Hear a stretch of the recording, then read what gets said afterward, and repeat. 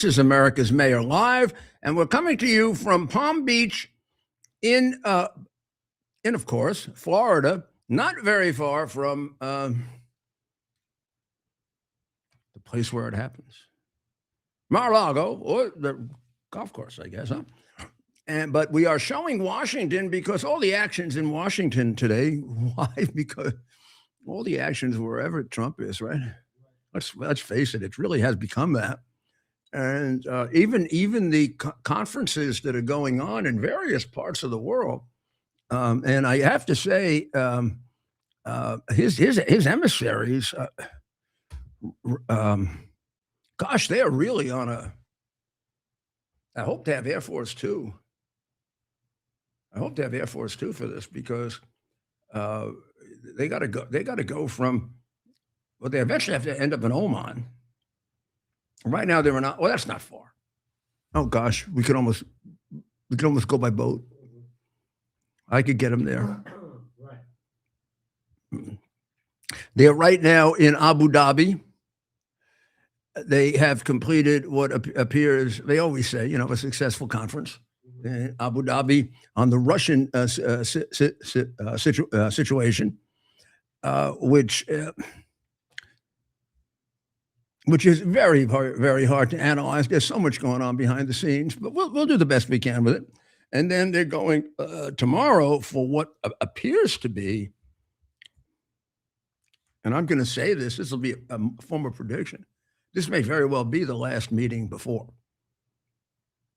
And the president is, unlike the president, who always errs on the side of optimistic. He basically said today it's not going to work. I mean, they made a very big mistake jerking him around. Right. And given the fact that they probably could do all of the security logistics in 24 hours and make it as safe as, I mean, with the military assets we have in and around Oman, which is essentially the military assets we have in and around Iran, it would be exceptional if you could do some damage there.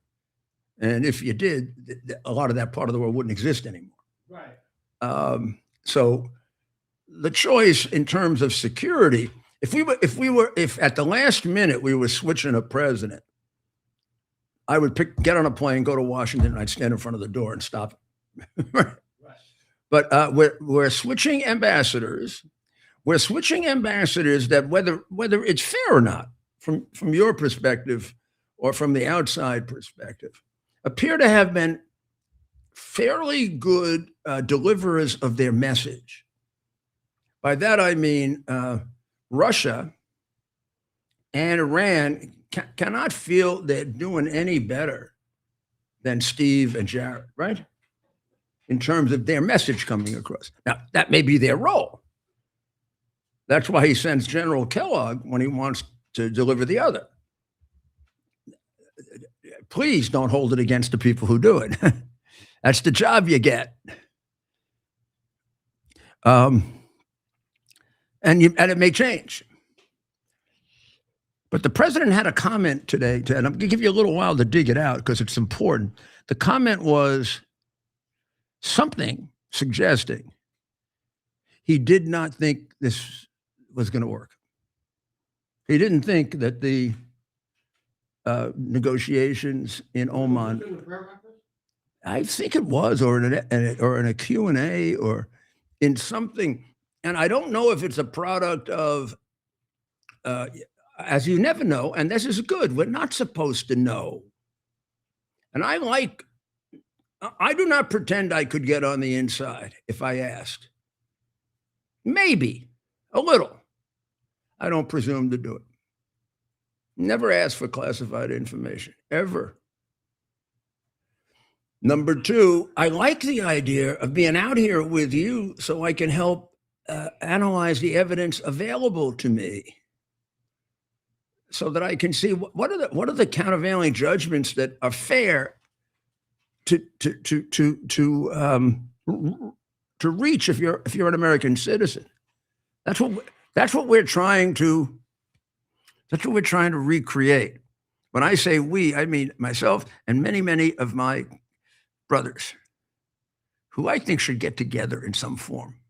But I'll talk about that later.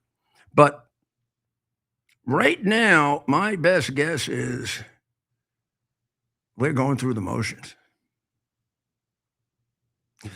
So yeah, you can find it because I'm going back to what we concluded on the Rudy Giuliani show just a minute ago, and we were bashing Mondani, which is always a good thing to do because he needs to be bashed.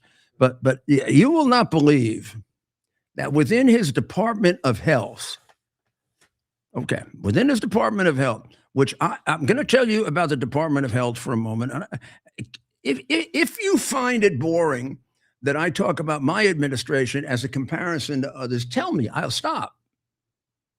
But I have other points of comparison I can make. I'm willing to talk about a lot of different things. So I would urge you, and Ted, would you look? Tell me if there are people out there that feel that I talk about my administration too much, and my experience is either as Associate Attorney General in the Justice Department or Mayor of New York. This is Mayor of New York. So my Department of Health was run by a Clinton Democrat who I was reluctant to keep on. I was persuaded to do it by someone I sincerely regret that you never met and that America never met, or that Donald Trump didn't have around for much longer because Donald Trump was very, very respectful of him. And I would say liked him very much, maybe loved him, Peter J. Powers. And Peter helped me and persuaded me to keep on one or two exceptions from my Democratic, which then would have passed for socialist administration.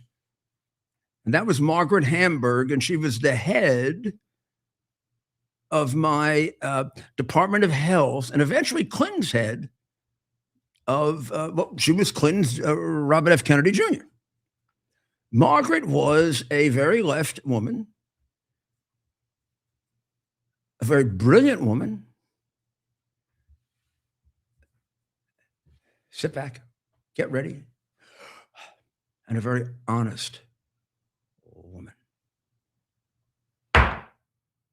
I know. It's hard to find them now. Maybe. I am willing to accept this for any discussion that any rational, reasonable, and as intelligent as me, lefty, is willing to engage in with me. Then I'm missing it. That there are a whole group of rational, very intelligent lefties, like Margaret was, that are willing to talk to me on some basis where we can attempt to meet somewhere. And if we can't, we'll understand why. You know how helpful that would be? I try to do that myself inside my head. That's why sometimes I look confused. Well, the Ministry of Health has an organization in it. And it must be just started. So this has to be a communist, Islamic, extremist lover creation. In the New York City Department of Health, that probably has more health problems. Maybe not. There are dirtier cities in America than New York. Huh? Okay. Among some of the biggest health problems in the world. This working group is called Global Oppression and Public Health Working Group. Now, I would love to save the world. Would you? I'd save the world. But now I just want to ask you guys a question. You come from Michigan, but Americans are Americans. Suppose out of some strange thing, you got the obligation and you took an oath to serve the city of New York. Would you ever think that in the massive things you had to do, which could overwhelm you at first, that you should be worried about global oppression? Isn't New York City oppression enough to start with? Well, I think what's even a little bit more repulsive is the fact that he spent so much time picking out the Carhartt jacket, which is a very trendy trendy thing to do among the New You're York cheaper than Brooklyn I am. You types. take cheaper shots, Steve. That jacket was outrageous. I agree with you. Now you're going to get me all off and I'm going to go crazy. You know how many jackets I had offered to me for this amount of money and that amount of money and this amount of money? And do you know how many I don't have and I've given away? And do you know how many are in the 14 storages I have that I never go look at? I didn't give a shit for that. First of all, I pick my own clothes. As you know, my grandfather was a master tailor. My father was a middle-class to poor man who was very, very convinced from his father being a master tailor that you dressed nice out of respect for yourself to start with, and then out of respect for whom you were with, and that it reflected on you. That's what he taught me. And even now, I am absolutely certain, and it's been a long time since my daddy's been around, 1981. Sometimes I appear here without my jacket on. I hear a little stuff. I can hear a little stuff up there. Like, what the hell are you doing? Haven't you achieved some kind of stage in life? Exactly. What are you, a little bum? You want to look like those little bums? That's the way it was. That's the way it was. But not focused on it as. So tell us what isn't. Now look at that headline and focus on it. You know I have a love-hate relationship really with the Wall Street Journal. I have a love-hate relationship with the Wall Street Journal. I have a love-hate relationship with the Post. I really love the Post. And I don't even mind when they get crazy on me or Trump, because I love those guys. And they really know how to cover the news. And they're about the last ones we have left, so you better go easy on them. Isn't that fabulous headline? You're so vain. Go get the song. You're so vain. Get the song. And he does good, though. He's got a good voice. Oh, thank you. But so here's what Mondani did. I'm going to tell you the difference between a first-term mayors. When I was mayor, I was in the bowels of Gracie Mansion with Peter Powers and with Randy Levine and with my budget director and with Joe Loda and with Bruce Teitelbaum, and I'm missing great people, Christine Latagano, Paul Crotty. We were sitting there studying like we were having exams coming up on January 1st. And one of the main things we were studying was what to do about a snowstorm if the sanitation department strikes on us. So we had to teach ourselves the best we could figure out about how you clean up the city and how the hell to do it. We had a second parameter, and in comes Randy Mastro, my chief of staff. Randy Mastro was my chief prosecutor for mafia sanitation dominance. He had gotten a RICO case. He had won it, and we were being overseen by a federal monitor. So I couldn't hire anybody I wanted in New York City. I put them in, but I had to get their approval to get the damn mafia out of the private sanitation business. So who would you go to if you had a strike of your public sanitation? New York City has an equal number, if not more, private sanitation services. So if they were honest or reasonably honest, you'd go to them. But in New York City, we were controlled for 45 years by the Democrat invaded. They were happy with it. Mafia. They ran it. They ran it to such an extent that Matty the Horse Ionello had a court every week in Midtown Manhattan adjudicating their disputes. New York City was fortunate or unfortunate enough to have a mayor who listened to 40 or 45 of those adjudications and had him in his head. And then they had the double misfortune of having a deputy mayor who was the guy who did it for him. He's my chief assistant and the chief guy in court. So every time the practical guys are saying, we'll go to this company, they're great. They're great, but they charge 30% more and they break your legs if you don't do it. We can't use them, but in an emergency, shouldn't we? We even went into arguments like Roosevelt used Luciano during the Second World War. Why can't we use the Gambino family? Well, if it comes down to whether or not the snow's going to get picked You know up, what I did? what do you do? It was the opening to the whole thing that Randy worked out. Brilliant Randy, who just got thrown out. We said, we got to go, we got to crack it right now. You know, we're not even in office, but what do we care? The mafia's was afraid of me. Oh, yeah. They didn't kill me. They were afraid of me. And I said, here's what we're going to do. We're going to go to the national companies who were always afraid to come into New York because of the mafia. I'm going to ask them to trust me. And I'm going to say, if God forbid I have a strike, I'm going to contract with you. Mafia is going to come in and say, like they always do, we're going to break your legs. We're going to shoot you. I will have 4,000 cops on them. Exactly. The minute they say that, next time they see them, they'll have to find them someplace in Alaska. Don't worry. We'll apply different rules. I wasn't even sure I could do that. Randy saying, you can't say that. You can't say that. I said, I don't know. I don't have to do it. Don't worry. Well, they agreed. And I put a plan out that I would collect the city's garbage faster than the city sanitation department because they weren't using efficiency rules, which is why they didn't get their raise. And I brought Randy in, who was a brilliant labor negotiator. He negotiated a whole new contract for them. Before Randy took over the Yankees and became famous and wrote the baseball contract, he wrote the most intelligent analysis of the economics of public sanitation ever written by any human being in the whole history of the world. You know what he did?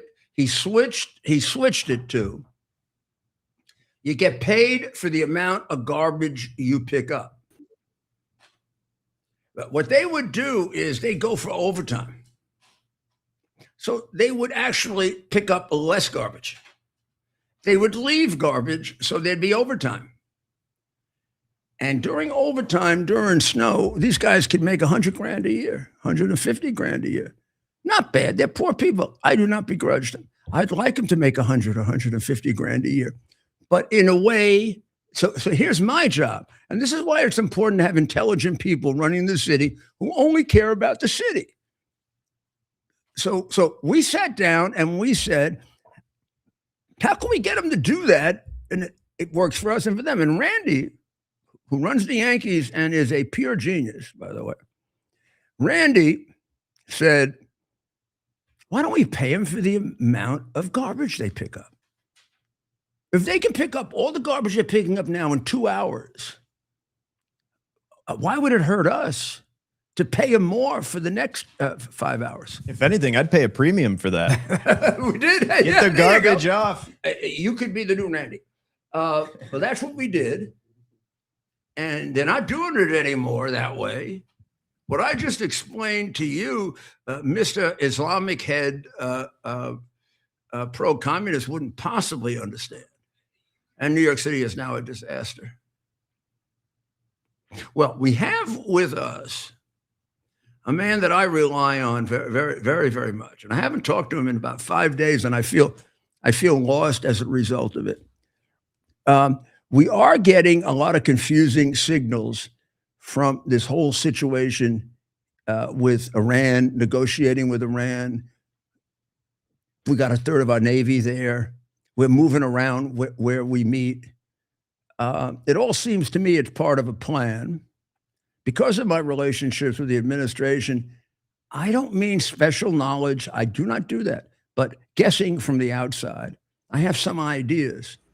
But this man has something beyond almost anyone we know, maybe a few people. He's got remarkable insight into what's going on there, the best. And this is, you pay attention. This is an extraordinary opportunity. No matter how much time we have with him, you pay attention to this because you're going to learn something. So, Waleed, can I ask the first question? Please, absolutely. What's going on? Why the switch to Oman?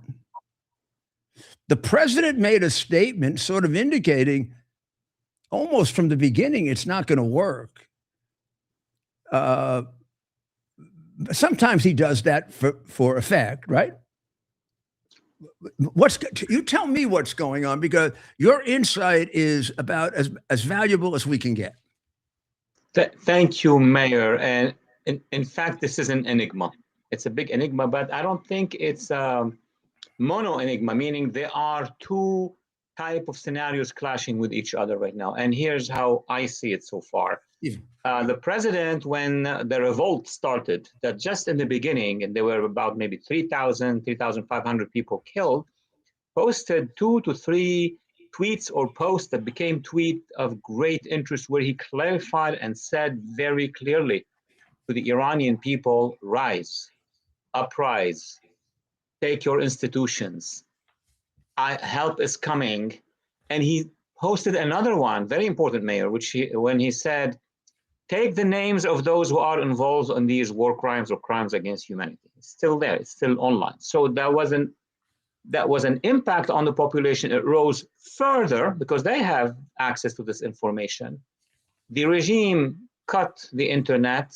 It was all dark, and then went ahead to massacre thousands and tens of thousands. Now, meanwhile, you have other forces in the Middle East who have an interest, a vested interest, that the regime will stay. It's not just the regime itself, but its lobbies, as you know very well, very powerful, very strong, very well funded, and other allies in the region who didn't see in the fall of the regime something that would help them. Actually, that would be the opposite. The Iranian people, if they win this battle at the end of the day, they are going to inspire other revolutions in the Middle East. This is the biggest country, the most advanced, has a lot of energy, by the way. We can talk about it. So, Waleed, just 1 second. I got to pick on something you said. What would constitute their winning this battle? You're not going to believe it that the beginning is so simple, doesn't need bombers, doesn't need everything else. It needs an energy. It needs a compassion with the Iranian people. And I tweeted to the president, one speech by the president of the United States, President Trump, to the Iranian people. Tweets were huge. They actually pushed the revolution to move forward. But a speech from the Oval Office to the Iranian people, to at least 80 million of the 90 million, will create so much energy inside Iran. It would also signal to our allies in the region, because everybody now is saying, oh, we're going to close our airspace. You're not going to use our airspace to go in. They would understand, but the president is not joking about that. And that would force the regime to make the last decision. Either they surrender or they will be taken care of, as the president spoke about Hamas. You disarm or I'm coming to disarm you. So what we need is that in Washington, and you now know the inside of the matter, we need the inside advisors to tell the president it's over for this regime. We cannot resuscitate a regime that killed 30 to 40,000 people. Now, of course, we are a little on the outside, so we have to qualify it by that. But don't you and I agree that they're at the end, and we're not going to get a better time to take them out? Absolutely, Mayor. 100%. God, we don't know what's going to happen. They could become powerful again. I don't know. I mean, life is strange. Right now, I used to be, a long time ago, a boxer. Mm. And I was not a particularly good one. My father was. And my father wanted me to be one, and I wanted to be a baseball player. So I rebelled against it. But he used to tell me, because sometimes I'd give up. You know, I'd have the guy beaten, and I just, he'd say, Rudy. Yeah. You see the blood on the eye? That's when you get blood on the other eye. Yeah. And on the nose. and all he's going to be doing is worrying about the blood. This is when you pour it on. I said, oh, Con, this is when I give him a break. He said, okay, go be a baseball player. He was right. But when you got him on the ropes, Wally, that's when you take him out. This is for a whole country. Absolutely right. And look, the regime, called the Islamic regime of Iran, they know this. So they are trying now to play a mass psychological game by, first of all, enlisting those countries, Qatar, others, Turkey, to create a belt around them, a dome around them. They are sending these governments to the administration, and they are telling the administration, do not go. That would create problems in the region. They're not saying that these problems will be with their own population, but let's put this on the side. What the regime is doing also is mobilizing outside networks. This is something I haven't said before, or in this clear fashion. What does that mean? They have been funding. Remember the Iran deal? Oh God. Well, of course, you know, the former president who created the Iran deal, President Obama, actually, this was not a deal. It was a transaction. We would send $150 billion to them, right? And they promised that they would freeze the nukes and so on and so forth. They lied on all of this. But what was important is that those who helped creating the deal, you know, we call them the people of commission, the brokers. They got about 10%. 10%, that's very normal in real estate, very normal in transaction. 10% is $15 billion. $15 billion. Do you know what you can buy in terms of? Yeah, I know. $15 billion. Among the things they bought were networks from academia to media to far left, also some far right? And now we start seeing them. They became a shield inside the United States and inside the West to put pressure, on the one hand, on any administration. And on the other hand, what's happening right now is they were at the core of Antifa. They were at the core of support Hamas or globalize the Intifada. It's coming from that deal. So now there is an that is fascinating, Waleed. I don't think anybody understands that the way you did. Do you realize you mentioned, and I know you realize it, but you realize you mentioned Antifa as part of the international terrorist network. And so we go back to Joe Biden saying Antifa is not an organization, it's an idea. Yeah. I mean, it was an organization in America. It was an organization in the world. It goes back to Nazi communist times. Exactly. It's a real organization. Exactly. And historians will have to work all over the world. All over the world. It's global. That's why they use the term globalize the Intifada. It's an amalgamation of three threats. So Zandami says that.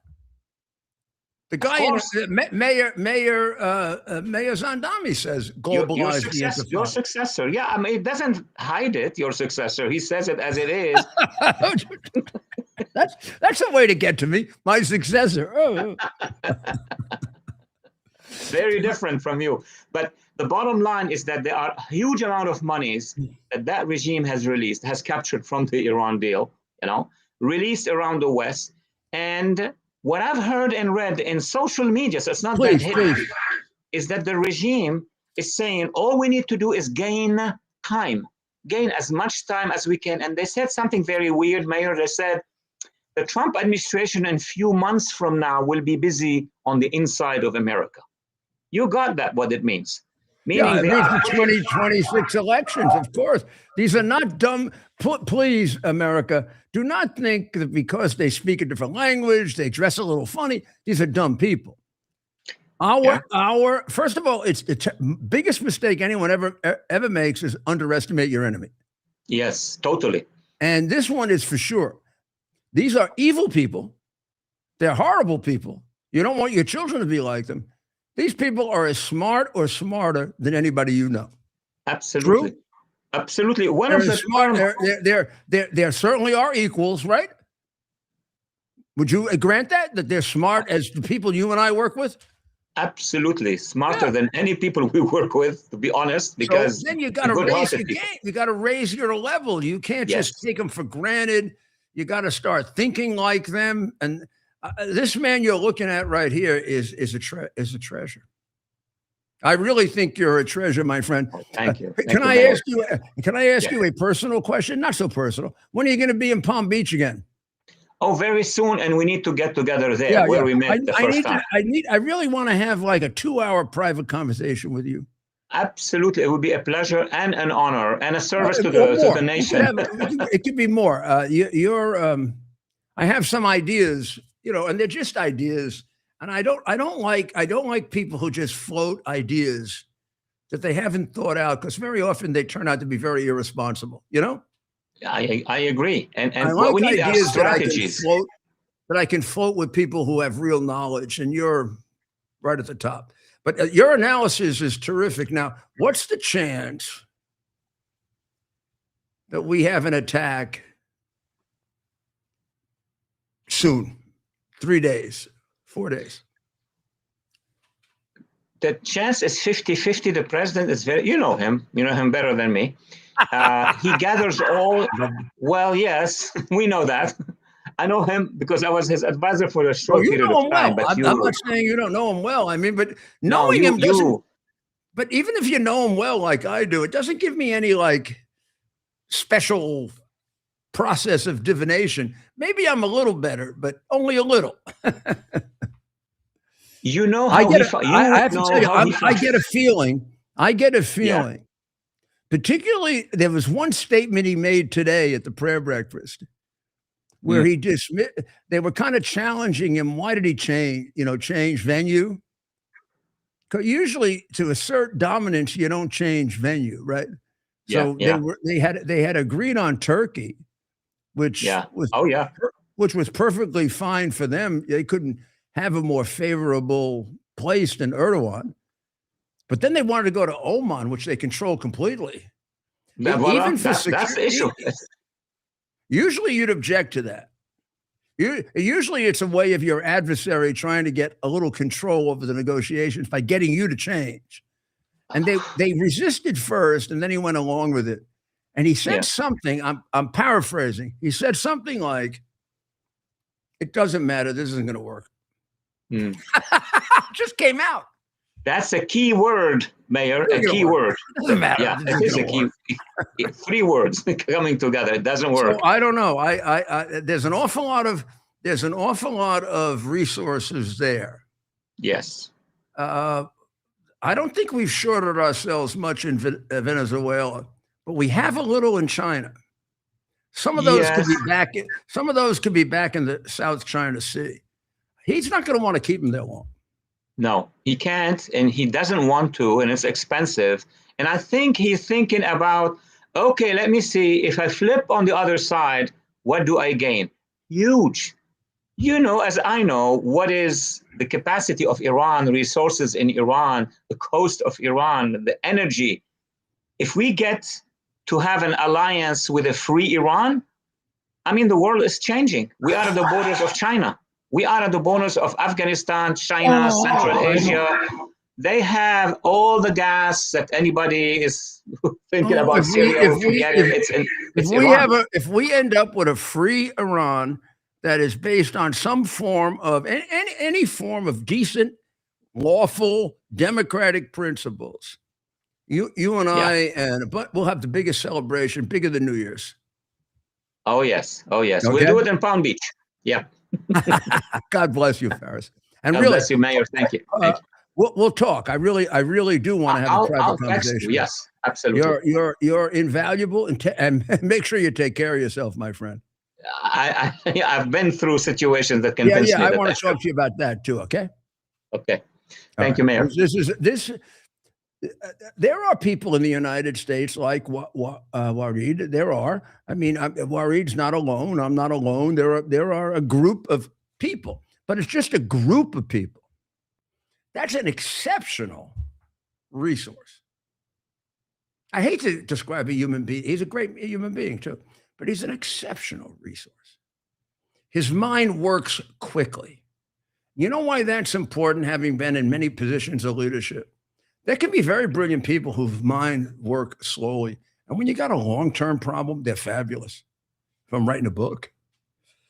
But if I got to decide in 2 days, am I going to use the police to stop a riot and create possible violence or not? I got to have a two-day person, not a 4-year person. You know, it's like go back and watch 13 Days sometimes. I'm not saying it's particularly academically good. It's dramatically good. But maybe out of the dramatically good, you'll put that aside a little bit. That'll keep your interest, and you'll listen to the strategically good. There are not too many like that. I wish I could get you. Wish I could get you contemporaneous video like that, or maybe we could do a dramatic recreation, you know, for big time media, like they do at the Reagan Library for the attempt on the assassination of President Reagan, which was so excellently handled. Or a couple of the incidents in the first Reagan administration, in the first and second Reagan administration, or in the first Trump administration. I'm trying to think, and I'm trying to be as fair as possible.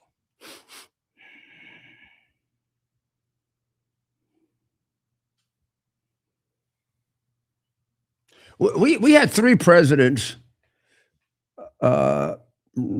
since Eisenhower who had the abilities of generals, of great generals.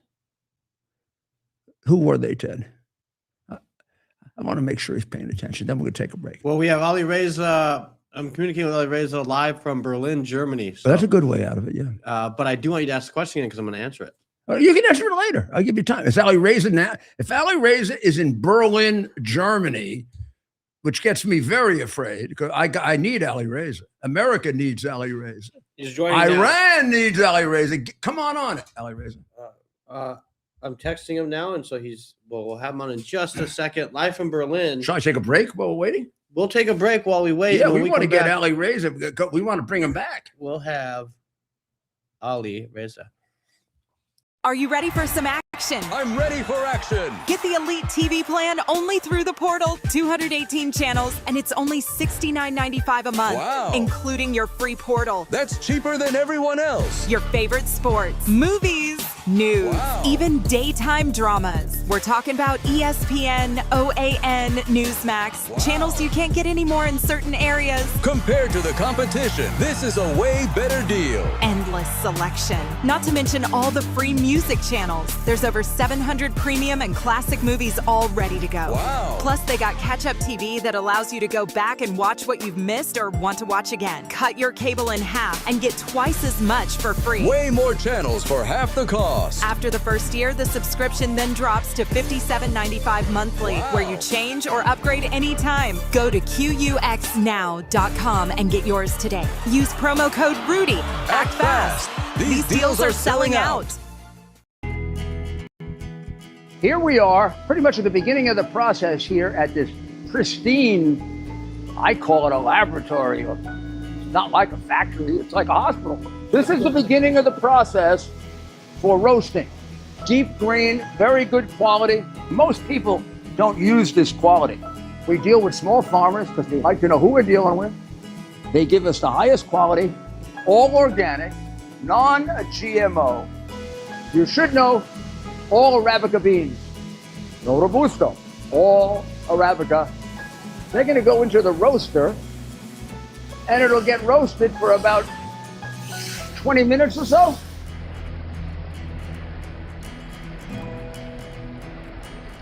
Oh my goodness, look at these. My goodness.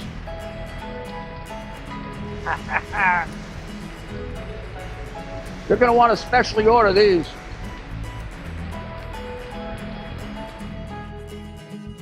This is what goes into Rudy's coffee.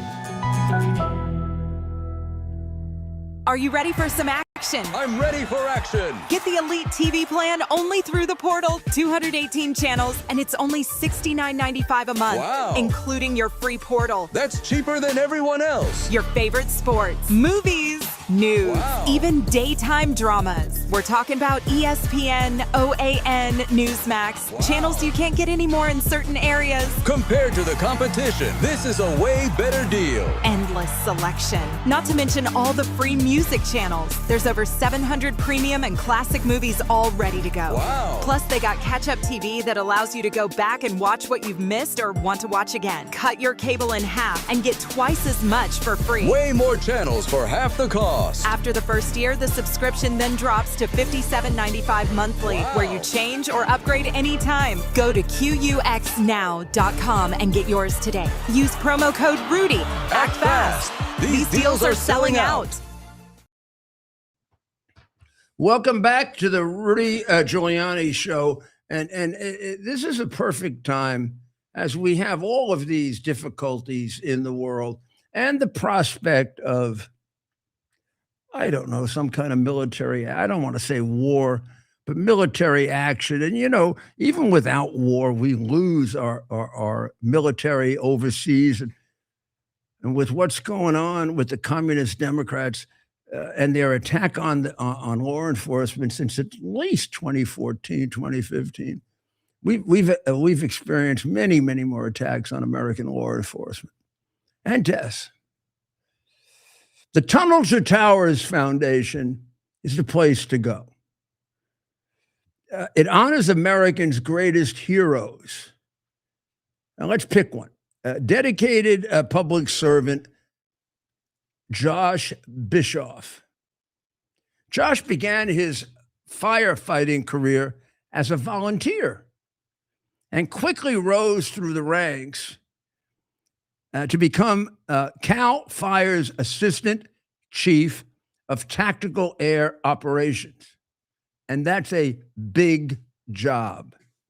Josh was driven by a deep sense of purpose and a passion to be serving others. It's the only way you can overcome the fear of walking into fire.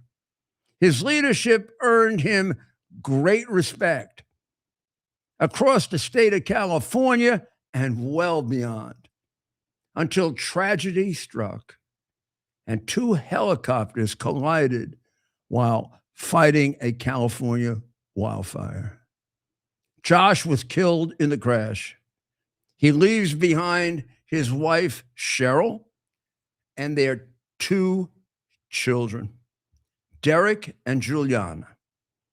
The Tunnel to Towers Foundation paid the Bischoff family's mortgage, lifting a financial burden and enabling Josh's family to focus on healing after unimaginable loss.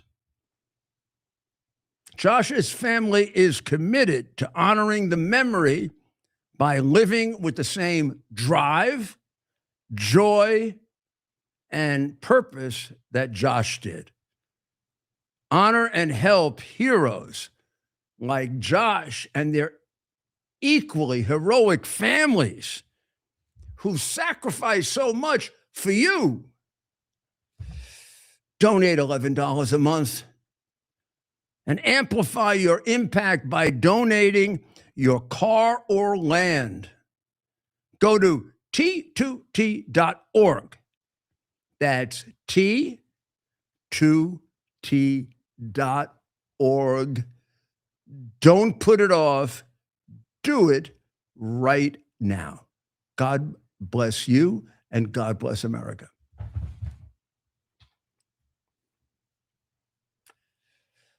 Please, do it now. Please, please, please. It would make me, I don't know, you'd make my day. Honestly, you'd make my day if you did it right now. If I saw a couple of them coming in right now, I'd be so much happier when I woke up tomorrow morning. This is sort of part of the whole thing we're trying to do, which is switch the priorities back to decency and back to God. And back to our children being good people and away from drugs. And I could do the whole thing. I should organize it like, here, this is what we want. This is what we're against. And we're not against people. Anybody on that other side who's struggling with those things, my goodness, those are the people that Jesus told us to concentrate on, not us. I want to make sure we keep us. Because right now they're fighting for us. But I want to get us to the point where we're so confident about us that we go after them. And I mean, go after them to bring them to happiness. Do you think they're happy? Do you watch them in demonstrations? Do these look like happy people? I mean, this is not a joke. This is not some kind of a meme or whatever. When you look at them demonstrating, and I do, I look right in their faces when I get out there, and sometimes these are not happy people. These are human beings living extremely unhappy lives. And when I look at our demonstrators and our people, if we have demonstrators, our Turning Point people, or our Republican youth people, or even our Republican convention, I look largely at kind of happy people. Not all, most. Yeah, some not. And then, but let's also think about, we just saw the Grammys the other night where they were all doing that. They looked miserable. They looked absolutely miserable, and they were focused on divisive topics. But Okay, I think we have more to Ted more has to his discuss. hands up. Well, we don't want to keep him up any longer than we have to. He is. I don't even know what time it is in Berlin. You're gonna have to tell us. It's about 2:30 a.m. in the morning. 30 Whoa, in the morning. that's about the time I start reading your books that you send me. I don't know if you heard me. Ali hear Ray, it? is that you? Yes, good day, Mayor. This is Ali Good Reza, of evening, course. Ali Reza. It's so good to Well, see I don't know you. what time it is. Where It's are you? close- In a hole? Are you? I'm Did they in put the, you in a hole? No, I'm in the middle of the city in Berlin. It's freezing temperature here. It's about close to 3 a.m. In the morning. That's why I had to be careful not to wake up everybody. But I definitely You know, didn't you want don't to look miss your bad. show. You don't look bad for 3 in the morning, Ali Reza. Thank you so much. It's freezing temperatures below zero. I have my gloves ready to have with me. Put them I on. have Put them my- on. Put them on. Don't be a fool. I have my scarf. I want put it on. Put it on. No, it's not that bad now. But You know, it's when freezing. you get It's out, freezing here in Palm Beach. Yes, it's absolutely freezing temperature. So everyone is getting ready for the big day, which is Saturday. Saturday. We're going to cover that, 27th. Ted. Can we cover that live? I think you can. I mean, What it's time? gonna- What time will it take place in Berlin? It's going to be about, I think, close to 2 p.m. in the afternoon in Berlin. Which 2 would p.m. be- 2 p.m. 2 Right. p.m. Nazi time. I mean German time. Yeah, it's about, I think, about 8 a.m. Like your time in We can do Eastern that. time. We're gonna have to clean all day. Yes, we can get your camera here. Okay, cover it all day. we're on. We're covering at 8 a.m. starting on Saturday. Steve and Ted started crying. So call them later and tell them this is worth it. Well, it is certainly worth it. That's why in the freezing So temperature. tell us what's going to happen. A lot of the flights were canceled. Now, there's a famous place here in Berlin known as Brandenburg. That's where known for the Berlin Wall. We could do documentaries on that, my friend. I was there with President Reagan.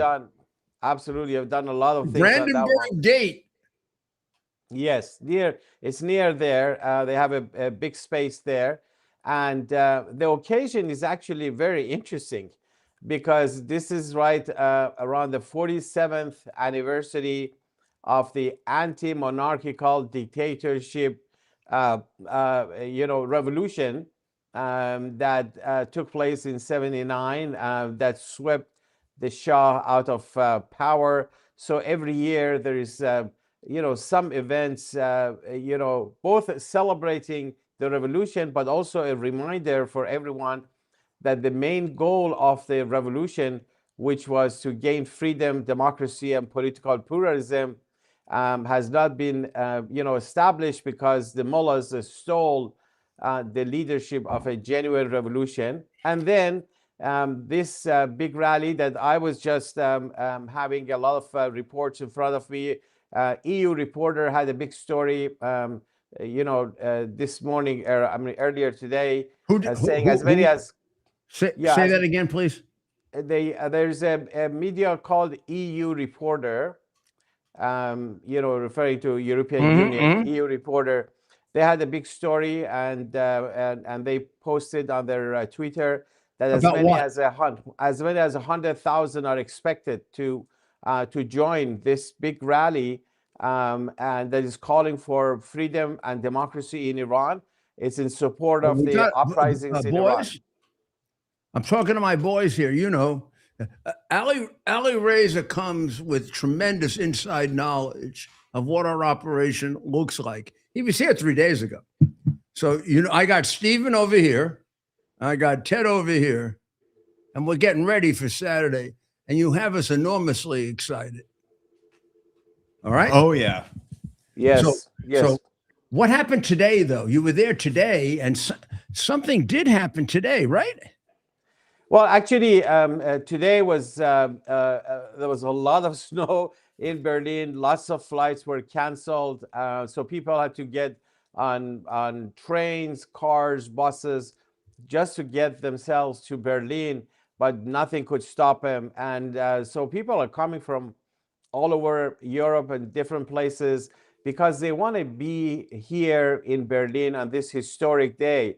This is the day that they're standing up in support of a genuine revolution that was stolen by their, by the mullahs, and they're going to What's the name? fulfill the goal. Does the rally have a theme or a name under which they are subscribing? Yes, well, the rally has actually, it's very interesting, Mayor. It has over 300 co-sponsors, organizers who have joined together, different groups. These are all, a lot of groups based in Germany, dealing with various issues, but they all have one thing in common. They support the cause of freedom in Iran. They have a very positive view about the future. Mrs. Rajavi and what she has accomplished, both for fighting against the Iran regime, but the goal that we have in Iran. And then over 400 co-sponsors, various political organizations here, institutions, mayors of various cities across Germany. This is big time, and they want to be in support of the people of Iran, to stand up in their support. There is a German organization here known as Friends of Free Iran, and they just put out a statement saying that we will be part of it, and they expect as many as 100,000, according to them, and talking to the organizers and people coming. They're going to be joining this rally. I offer this to you, and take this to Madam Rajavi and Farzin, okay? And Sure. You don't have to give me an answer right now, because it could be a plus or minus. But I'm willing to sponsor you remotely, and make sure you're on starting at 7:45 in the morning all over the world, and willing to put my name to sponsoring you. See if that would help, okay? And you let me know tomorrow. Absolutely, I will definitely relay the message. Mayor, your name brings a lot of credibility, especially among the people of Iran who have seen you. I wanted to reverberate. I wanted to reverberate, and I think if we do that, I can figure out a way to make it reverberate on. You're gonna be Saturday morning, right? What time? Our time? 8 o'clock. It's around 8 o'clock so your I can time. get that get that into prime time Saturday. And I'm going to give you a little thinking about American media. What's prime time Saturday? Why is that so good? It's the day before the Super Bowl, and there's nothing much else on. Yes. So we got a real opportunity that day to maybe maybe get the American more of the American people to understand what you can deliver for us.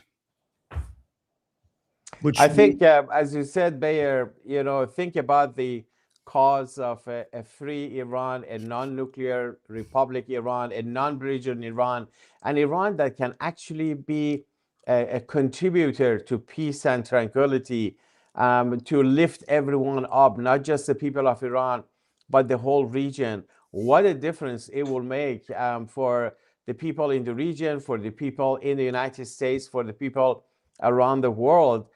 We need to see Iran transform from the epicenter of war and terror into a cradle of peace and coexistence. That's the kind of prospect, and that's why Mrs. Rajavi introduced not only her 10-point platform back in 2006, but also made a very clear roadmap to transition from dictatorship, the theocracy, to a representative government.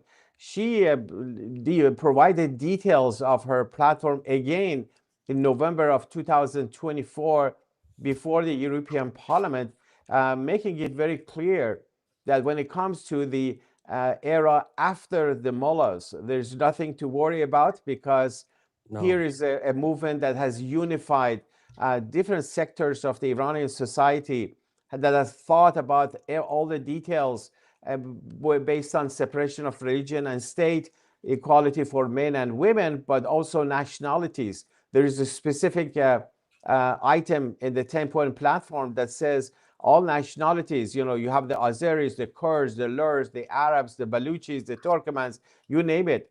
That is a very significant portion of the Iranian population who are all in favor of a free democratic Iran that respects the rights of these nationalities, unlike what the mullahs have been the way they have been treating them, but also unlike what monarchy treated them under Muhammad Reza Pahlavi and his father Reza Shah, over the past 100 years. So that's the prospect, and we're going to see a lot of those minorities, people from all strata of society, joining in Berlin in one voice in support of the freedom in Iran, in support of reviving the very spirit of the 1979 revolution, which was all about freedom, and also in support of a free democratic Iran and the peaceful transition that Mrs. Rajavi has elaborated on in details. Well, that's really, and now on Saturday, which will be 8 o'clock our time and 2 o'clock your time? Yes, it's going to be 2 p.m. in the It'll be afternoon midday. in Berlin. It'll be midday in Berlin. Will Madame Rajavi be speaking? I don't know. I will find out about that. Would you find out? Because that I will tell you, that would be a very special, that'd be a very special thing for us in America. I believe, this is my personal opinion, easily rebutted by better experts than me, but Madame Rajavi has an appeal that is transcendental. I'm a very practical person. I've put unbelievable criminals in jail. I'm about as practical as you get. And I've lived through everything. I thought I lived through everything imaginable. I haven't. Nobody has. And anybody who thinks that thinks they're God. But Madame Rajavi is one of the most charismatic, truly wonderful people in the world. And if we can convey that, this is all over. And I am perfectly confident that she can transition Iran within a couple of years into one of the great countries in the world. Well, in the past, and I'm not easily convinced. And I got to tell you, I'm not easily convinced of that. I know that might sound to some people like, oh, this guy's you know I'm pretty hard to convince. Absolutely, Mayor. I remember you had to get into lots of details of exactly how things have been shaping up in Iran. You wanted all the Years of details. work. It's years of work with you, my friend, and your people. Yes. You and Farzine and all your wonderful people. Wow. So I would love to see if I could capture her at that rally anytime on Saturday. You can wake me up at 2 a.m. I'll put her on. And then we'll decide, you want her on or don't you? I mean, I just think one or two exposures to the American people, they're going to love her because she's one of them. Maybe different culture, different background, different religion, same aspirations. Big time. You know, Dr. Maria, who met her for the first time, not knowing anything, knowing what I told her, knowing what she read, the good and the bad. She came away from about a 14-minute meeting, 15-minute meeting, and said, "This is a doctor who's run some of the worst hospitals in America." She said, "That woman is incredible." Half the time she walks away from people, 3/4 of the time, she said, "Where'd you get that jerk?" I've got 10 stories like that about people who were extremely critical and extremely questionable. And they walk away, not just convinced, like ready to fight for her. This is an exceptional woman. Every once in a while, we get one, like we did with Trump, like we did with Reagan, like we did with Margaret Thatcher. I can pick a few more, but we can't miss her. We have to. It's your and I obligation to get her out there to the world. Okay?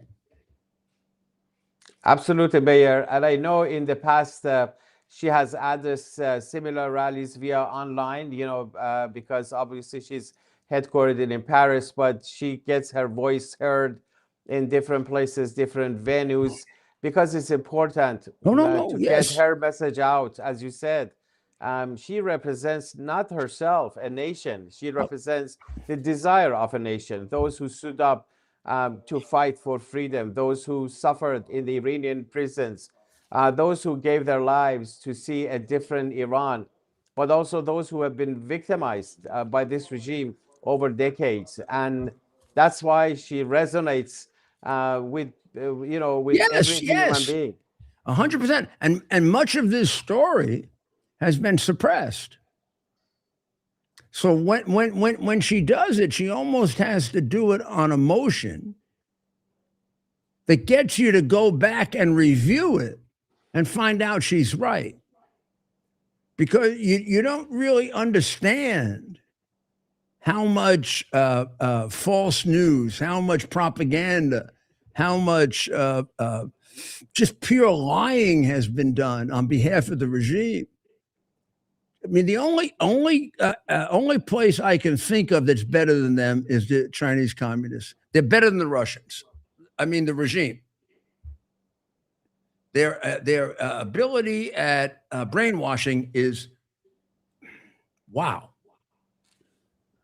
Wow. You can understand how the Chinese are. They have tremendous resources, but the Iranian regime of terror, for its size, this is an expression from American boxing, if you don't mind, is pound for pound the best brainwasher in the world, better than China. They really are. Look what they've done to us. I mean, we're always fighting from behind. You and I overcome, but we're always fighting from behind, right? Well, this is the nature of the mullahs in Iran. They, think about demagoguery, tricks, lies. They are masters. They make, Goebbels, who was the lying minister for Hitler, they make him look like a chorus boy. I mean, these guys are absolutely masters in demagoguery and lies and deception. That's what they did with their nuclear program. That's what they did, the way they advanced their missile program, their terrorism. Right now, during the uprising, that started in late December and continued into January, they killed thousands and thousands of people. And you know what? They show up on television. They say it was the people themselves who were shooting at the demonstrators. I mean, the whole world had seen the crime committed by the regime, that how much people wanted the mullahs out.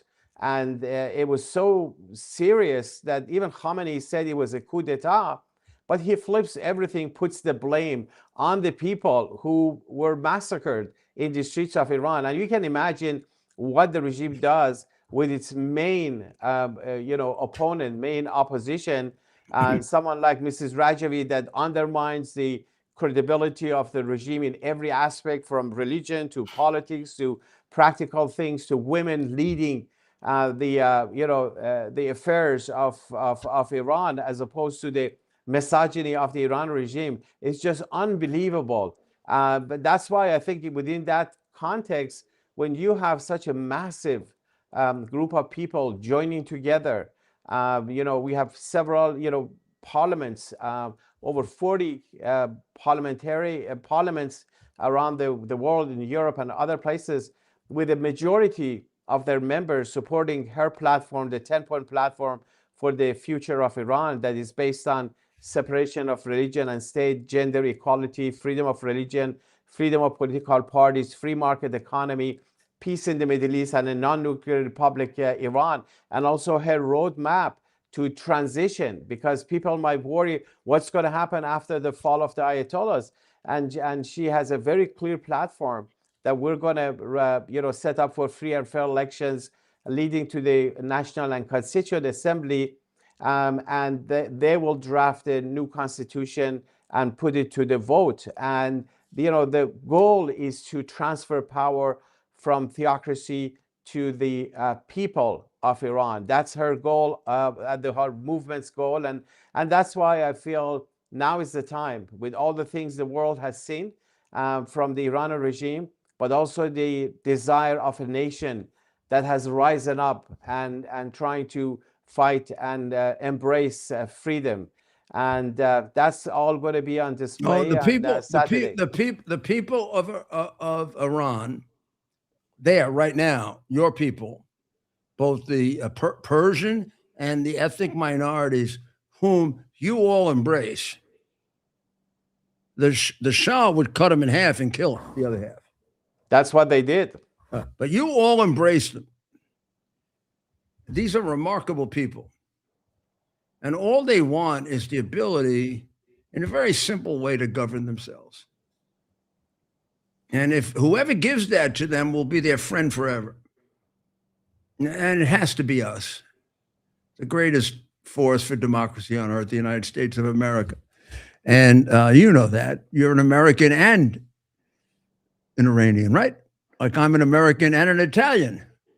And we all raised, us Americans have some background of some kind. But I know you're an American, mostly, overwhelmingly, a patriotic, wonderful American. I appreciate that, Mayor, and I think there is a reason that a majority of the House, a significant number, both Republican and Democrats in the Senate, in addition to a large number of very senior former officials who have all come out and said, they are in support of the people of Iran, freedom in Iran, in support of the platform that Mrs. Rajavi has introduced, the 10-point platform for the future of Iran, because that overlaps. We're going to go through that 10-point platform tomorrow night to get ready for Saturday. We're going to see if anybody wants to object to any of it. There's no American that would object to any part of it. It is what constitutes a decent government in the modern world. Simple as that. A government that George Bush, number 2, gets criticized for many things, justly, unjustly, whatever. He had one one idea that's transcendental and it's fabulous, and that is democracies don't make war. If we can get countries to become democracies, representational democracies, they're not going to make war. They're going to find ways to negotiate. Look, we're having a big dispute with Norway, right? Over Greenland. President went to Europe, said, we're not going to go to war with Greenland. That's ridiculous. Even if you think about it a little, if you're both democracies, there's no reason to go to war. You can negotiate. You get 10%, we get 90%. You get 60%, we get 40%. You get 50, we get. That's what democracies do.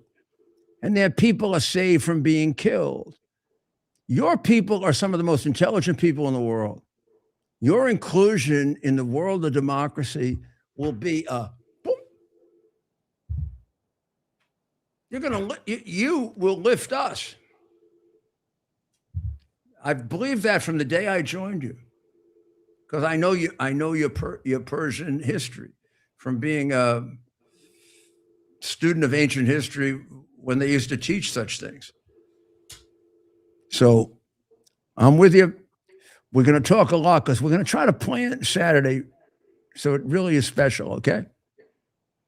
Thank you so much, Mayor. I want to really thank you for everything you have done in informing the world, the public, American people, and everybody else. Is Farzine and Madam Rajabi there yet? No, I don't know if they're going to be. Mrs. Jai is going to be here. Well, when you talk to them, I'm going to call them tomorrow. Online. I'm going to call them tomorrow too. Would you just repeat one thing? Because they never let me say this. They interrupt me.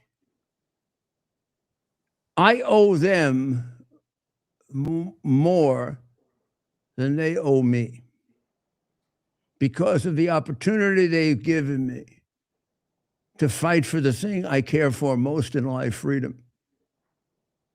Kind of at the end of my life. God bless you. Don't say anything. God bless you. I wish I could say more, and no, I could. That's it. I wish I could interrupt you, Mayor. We'll have you tomorrow. I wanted to be respectful. To be respectful, you can do it tomorrow. Okay. I love that man. You don't know that. I'm in love with him in a appropriate way. I just want to make sure you understand that. So a remarkable show, Ted. This could be one of our most remarkable shows. Very much so. A lot of stuff emerged here that, well, so here's what this means. This show just sort of set our agenda a bit. Right. I think Saturday we're going to present to the American people something that none of these make-believe, silly, multi-trillion-dollar funded pieces of shit present to them. Right. I think we're going to try and do the best we can to present them a live presentation from Berlin on how Europeans feel about a free, democratic, Western-oriented, non-Muslim dominated, Christian, Jewish hating Islam. And that the largest majority of Muslim people want to be moved in that direction. So maybe we'll start somewhere around 8 or 7:30 in the morning, which means we have to sacrifice for freedom and go to sleep early. But there are all kinds of sacrifices you make for freedom. Come on. I've been in this thing, 81 years, we're getting close to my 82nd birthday, my friend. February? You got a ways to go. February, March, April. Yeah, you keep putting it off. 4 months. I feel great. Look, I got to tell you the truth. Could end. I feel like I'm about 65. I feel as energetic as I was when I was campaigning for Trump. 14. I think I could do the 14 hours a day again. I would need 4 hours to sleep. But that'd be it. And good food. No. And then every 6 or 7 days, I need like 12 hours. Exactly. Well, I think Like someone had something to say about that. I think in the Bible somewhere it says something about keeping one day a week holy and resting. Yeah. We got to work on that. I know. I mean, Sunday is so beautiful. A good Sabbath. I don't know. will really I put it haven't in even you. decided yet where we're going to church on Sunday. What are the options? Well, the options are always St. Edward's, which you like very much because it's so beautiful. You like, Stephen, this is very hard to say to a Lutheran, but you like the majesty of the Catholic Church. Oh, absolutely. Oh. I'm not ashamed of that. He loves the beauty and and I got to tell you, St. Edward's is 1/3 of what you get. If I were to take you to Rome, You did actually. yeah, I know Remember? I did, but we didn't do a big mass. Yeah. But we go to Rome for big, or I'll give you another one that's real close by, and I know we have to do it. Man, I've done it once, but without you guys. If we were to drive back, we don't anymore drive back from New Hampshire to New York. We pass Holy Cross. And 30 miles from Holy Cross, there's a beautiful monastery of the Montfort Fathers where we could go and listen to them pray the Mass. Is that a more rural area? Oh, no, that's a rural area. They make all their own food. That's what I want. They sell their own wine. They sell their own milk. They have things you can schedule like a retreat. They're a little skimpy on women being at the retreat, which I don't know. I think they should overcome. No worries. No, I think they should overcome a little. But in any event, you can go there. Like if 917. If we were to get, we couldn't make. I've forgotten where we are. We're in Florida. We couldn't get there. But if we were in New Hampshire now, we could get there for their 4:00 mass in the morning. And you can't imagine how beautiful it is. It's a solemn high mass.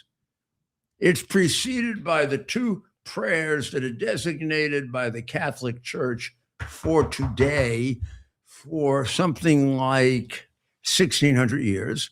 And they sing it, and then they do the mass, and then they go into the fields, and they take care of their cows, and they take care of their sheep, and they take care of their grapes, and they take care of their. Oh, I want this life. And then, if you're at a retreat there, they give you breakfast based on what they. And this is the only retreat where you get wine at dinner. Oh yeah. Oh, and that celebrating the harvest. Nothing gets you closer to God than celebrating a good harvest that He provided you with.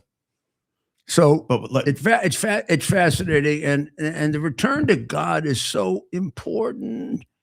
You know why? First of all, even if you, I hate to say this, but even if you don't believe in God, it takes you down a little. Like, don't believe in you. You're not that smart. I'm sorry. You may have been first in your class. You got into Harvard ahead of everybody else. You know everything. You don't know everything. You don't know everything. There's a whole realm of existence that is way beyond you because there's not a stinking one of you. I've read every philosopher. I've listened to every make-believe genius that was going to tell me how the world started without God. And none of you have succeeded in persuading me. You tell me how the world started without God. What was it? What started it? There's nothing. Nothing. And now there's something. And it can ultimately breed human life and consciousness. Amen. Got to give an amen to that one. And that's why we're so grateful too for, like, with the Super Bowl coming up, we have these. You want to take it back to that? You go figure out what that was. And then tell me that. How do you tell me I'm wrong when you don't know you're right? Exactly. It's sort of the arrogance of science. But on the matter of faith, Turning Point USA is doing a Super Bowl halftime show that's a little more in line with that and getting the people out. So what do you think of that? Can I see any of it? You have any? Yeah. Well, the show, I mean, it's happening. We have to tune in at halftime. Well, do they have any like little previews of what we're going to see? We're going to see, well, basically the whole theme is pro-America, right? Well, we love Charlie Kirk and we love Mrs. Kirk. So if we can see them, his unbelievable appeal, her unbelievable appeal and beauty. I mean, my goodness. Right. Oh, yeah. Look at that. Look at that Zandami devil face and compare it with Kid Erica Kirk. Rock. Compare that with Erica Kirk, who looks like an angel. Oh, This yeah. is the halftime show right here. Erica Kirk looks like she was sent to Mary to tell her that she was going to have a virgin birth. So a heck of a lineup here for the, better halftime show. Oh, better halftime show. The only That's a halftime good- show. Kid Rock, Brantley Gilbert, Lee Kid Bryce. Rock, we love Kid Rock. Even we and I met Ted and I met Kid Rock. There. He's a friend of ours. Where'd you see Kid Rock? This place in Nashville. Oh yeah, I was actually supposed to be down there for a big event. You were, but you screwed us. Yeah, yeah. I was busy in Michigan. That was I during know. the campaign. I know, We had to win I that know, thing. I know. I'm just being difficult. What, Ted? What did you? I was gonna make a joke about how do we do, but we won. Yeah, I have a few one. things I have to tell people. Okay, so let's stop. I mean, I know how much we love. That's important. I know how much we love Kid Rock, and I know how much we. I know how we love all of these people, but I have to come up with a couple of bad little things here. So there's a battle going on, which you should know about, and I haven't gotten involved yet in this. I will big time. Hochul, Pokel, Nokel, Dokel, Crook is in a battle with the Nassau County executive, Bruce Blakeman, who is her probably opponent to save the state of New York. Bruce, who I think won't come on the show because we maybe he thought we favored what's the name? Which The from Congresswoman yeah. Yeah, I know who you're talking about. From where? From upstate New York, Stefanik. And I have to tell you now, I'm honest with you all the time. I did. I didn't favor Stefanik because I think any less of Bruce. I have the highest opinion possible in the world of Bruce. I think Bruce is. I lived in Nassau County for roughly 7 of my first 21 years. 7, 14, 21, right? So I think he's done as great a job with Nassau County as possible, being next to the Soviet creation of New York City. He's right next to it. He gets all the problems. He gets all of the ridiculous appeal to the most horrible illegal aliens, and he's been handling it brilliantly, making it safe, handling the education thing, just what you would want. But I thought Stefanik. Now this comes from being semi-expert on New York politics, the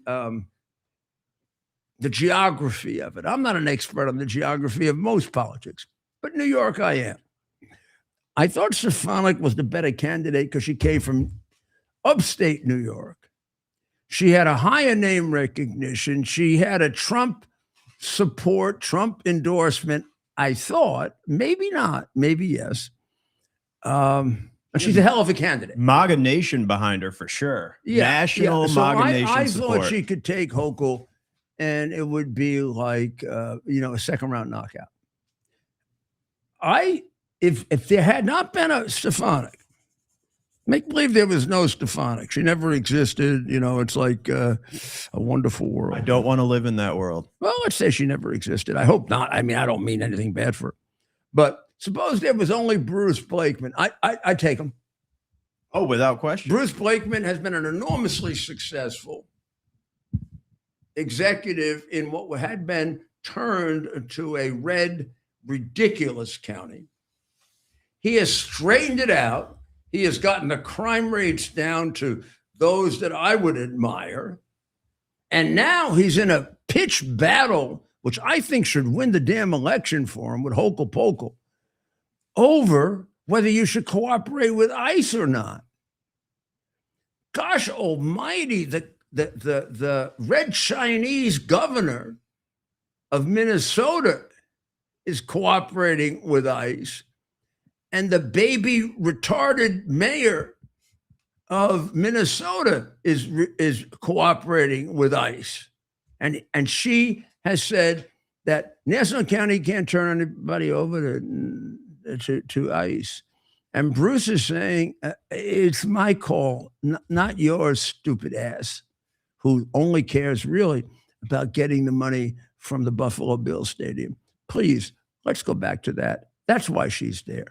She's a dumb little shit local crook who worked her whole life to engineer things so that her husband could get a rebuild of the Buffalo Bills Stadium someplace 100,000 miles outside of Buffalo so that he could have his concessions get all the money, and they will triple when you have the new stadium. And people from Buffalo, when there's a snowstorm, won't be able to get to see the game, which they've been complaining about for 30 years. And somehow she bullshitted the people into going for this. She is as crooked as they get. And this is before I tell you about the $300 million scandal, which I will as the campaign goes along. The LA fire report has determined what, I don't even know why we have to do this, but we have to do this because there are left-wing liars. Mayor Karen Bass secretly altered the official Palisades fire response to downplay the failures made by the city and fire department. Like there was no water in the fire hydrants. Wow. Why do you put up with this? If a Republican ever did this, you'd... She probably sold the water to someone else. Do you realize how you screw the poor people of America by accepting for them the worst, most incompetent, corrupt treatment possible? Where was she during the fires? She was on a big, big trip so she could be honored as some kind of a thing she isn't, a successful mayor. Where? Fiddling in Ghana as LA burns. Ah, my city is burning. We have no water in the fire hydrants, but I'm really important because I'm a black who made it in America to kill people and to kill blacks. Can we give a shout out to the LA Times headline writer for this one? It's Bass directed watering down of Palisades fire after action report. She watered it down.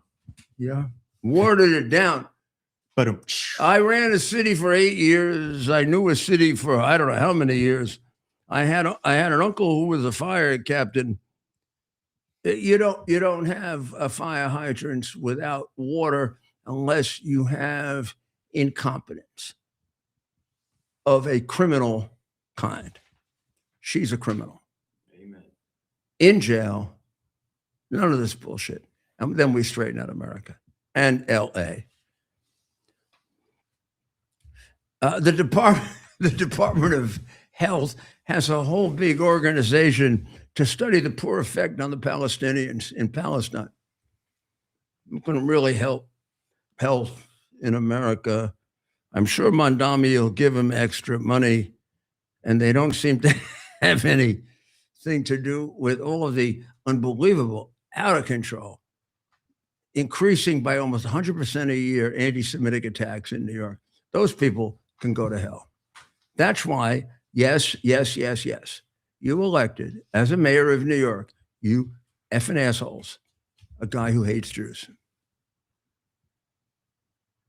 You want to just face that? You elected someone who hates the Jewish people. Do you have any doubt of that? I mean, do you believe any of the rationalizations? If you do, I don't know, go back. You probably are a product of some kind of a teachers union public school Oh yeah. where you really aren't educated. I mean, you can't do math, you can't do reading, but you probably could recite by memory the 58 genders, I think. I don't know, maybe you can't. So Mondami is going to make it even worse by selecting as his corporation counsel an individual who was an enormously suspicious character in the De Blasio administration. I thought he left under investigation. Steve Banks. So Steve Banks is going to be his corporation counsel. I don't know Steve Banks as an accomplished lawyer, much less an accomplished American.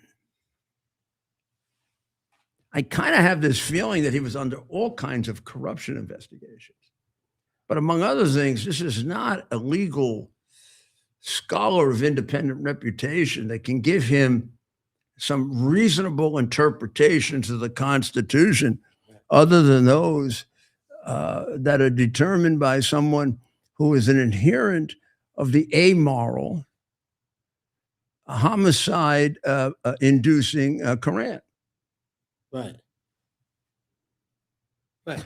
Also, he was just being he just went through a confirmation hearing, which they paid no attention to, and he spent that time defending how somehow Mondami, by ignoring the snowfall, by not taking people off the streets, ended up with more people dead than any mayor in history, 17.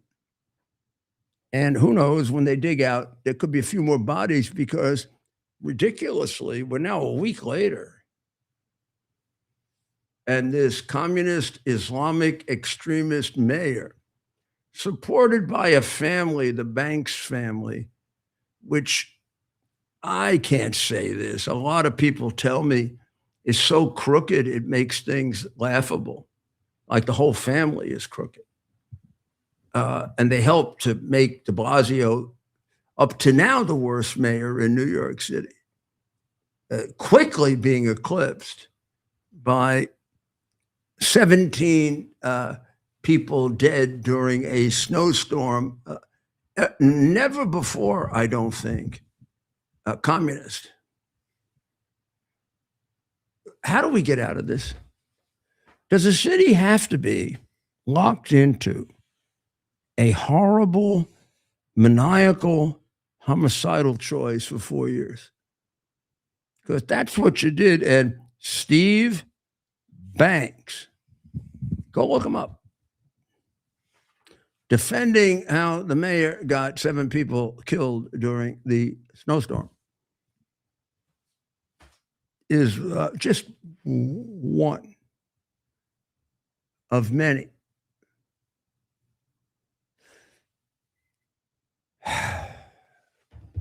Well, what else you got? Oh my goodness. New York is described as the winter blunderland. I love this. Hasn't been that way since the last really left-wing mayor, John Lindsay, who was a Republican who turned crazy left-winger. I've never seen this in my life. The piles and everything, said John Michael Bolger. This guy, Mondami, is full of S22T.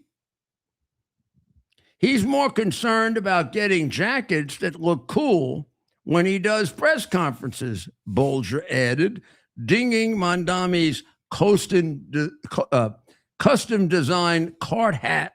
Whatever. Carhartt. It's a very trendy thing. It's actually meant for Do I know it? Oh, well, so if you have ever seen construction workers, it's a very rugged thing, but now the Brooklyn class has kind of taken Carhartt, and now Carhartt clothes, some of the construction workers are able to sell it used for more than they paid for it because it's so trendy. So Carhartt, yeah, that's a very trendy decision on his part. He probably spent a lot of time on it. I can get Carhartt. And they're gonna put a nice thing on here for me. Nice thing right there. I can put it right here for me. I have my nice card art because I'm This is it. That's the jacket. freaking asshole. So what do you? And I'm a communist. Yeah, you know I'm a communist.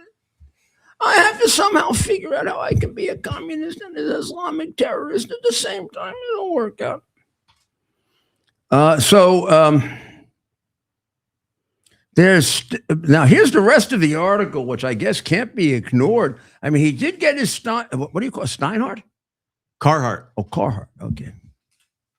He got his Carhartt. You think it looks that good? You really think that's like, what does that cost? Oh, you know what? $200. Well, I mean, more I'm than gonna that. guess. obviously the crook didn't pay for it, but how much does it cost? I bet it'd be around 5.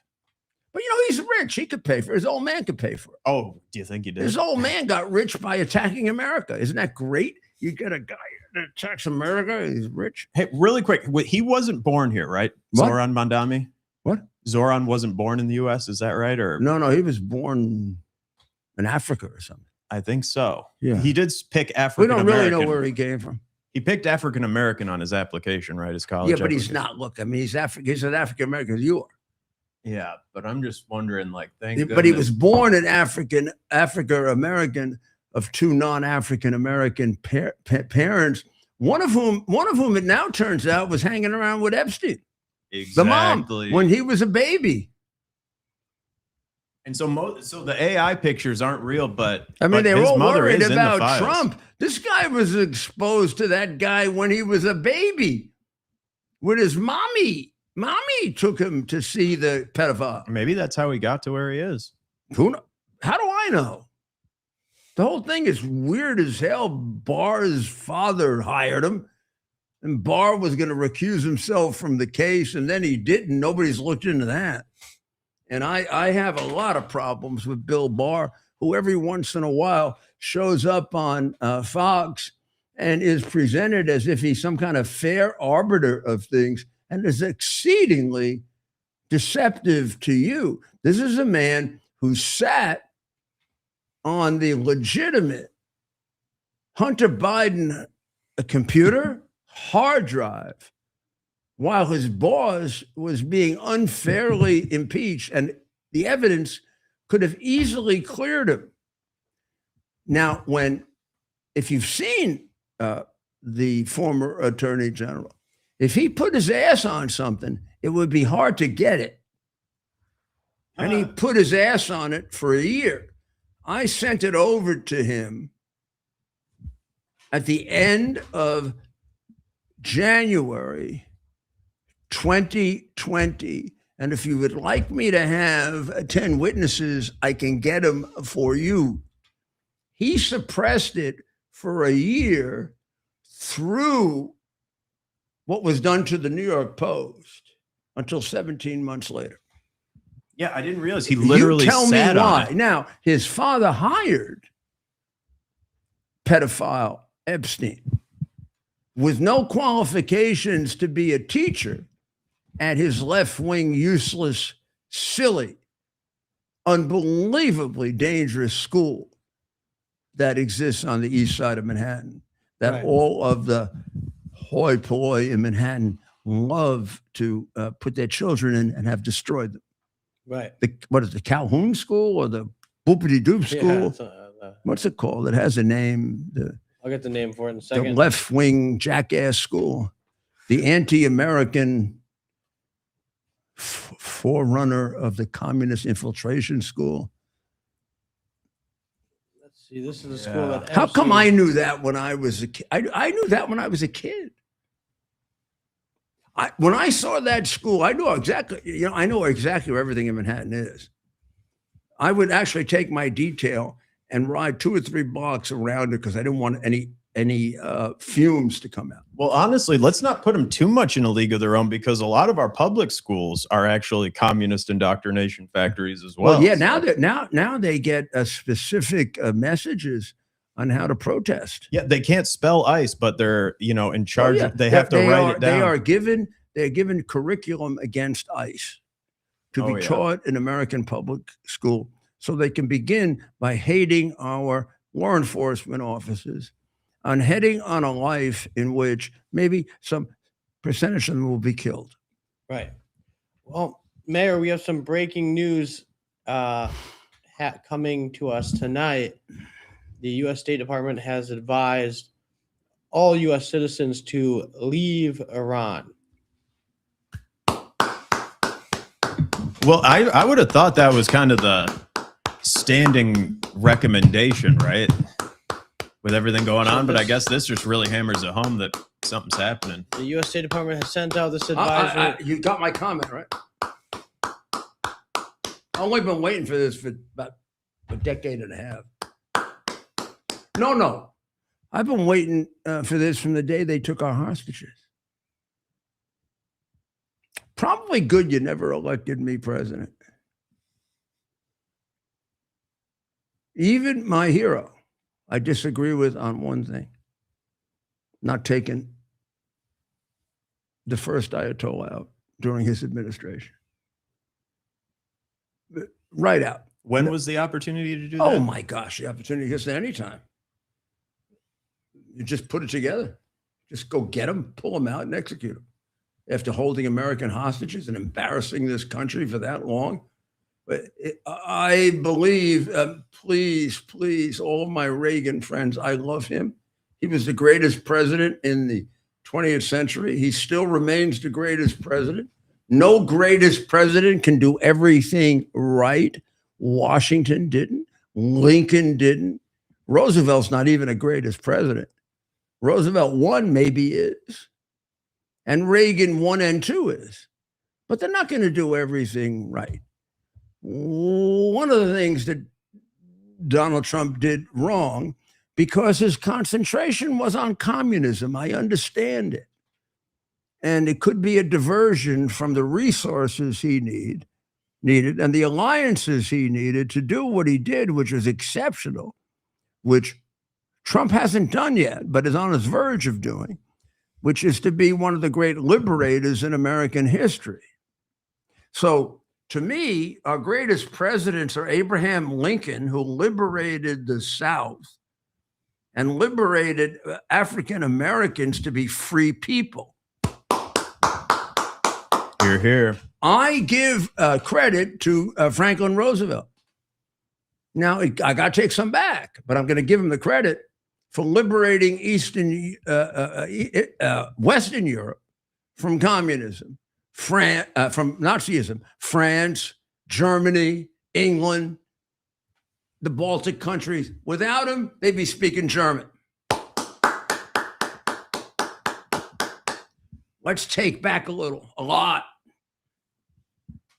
Poland, Latvia, Lithuania, Estonia, Czechoslovakia, Yugoslavia, never had to be communist. Never. But for the communists around Roosevelt. You require me at some point to prove that. And look, I will. Look how much and suffering. Therefore, he was on the list of presidents. Franklin D. Roosevelt was, let me use a Brooklyn word, a shitty president, because he left us with the Cold War and he left us with what we're dealing with now.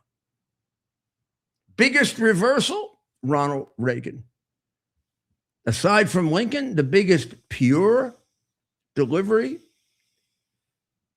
to freedom, Ronald Reagan, all of Eastern Europe. All of Eastern Europe had never had to be if Patton had been allowed to do what he was absolutely ready to do. And the communists around Roosevelt, who at that time was probably like Biden.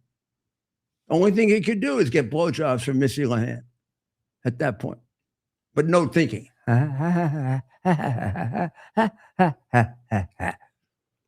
we lost Poland, Czechoslovakia, Yugoslavia, Hungary, Romania, Lithuania, Latvia, Estonia. None of them wanted to be communist. I missed a few. Ronald Reagan and to Ronald Reagan, 80%, George Bush, number 1, 20%, liberated them. Maybe even 70-30.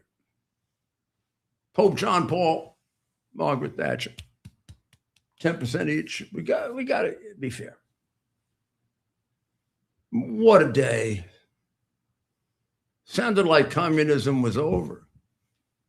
But we forgot there can be a hangover of communism in the vicious person of Vladimir Putin, misunderstood by Bush and Trump.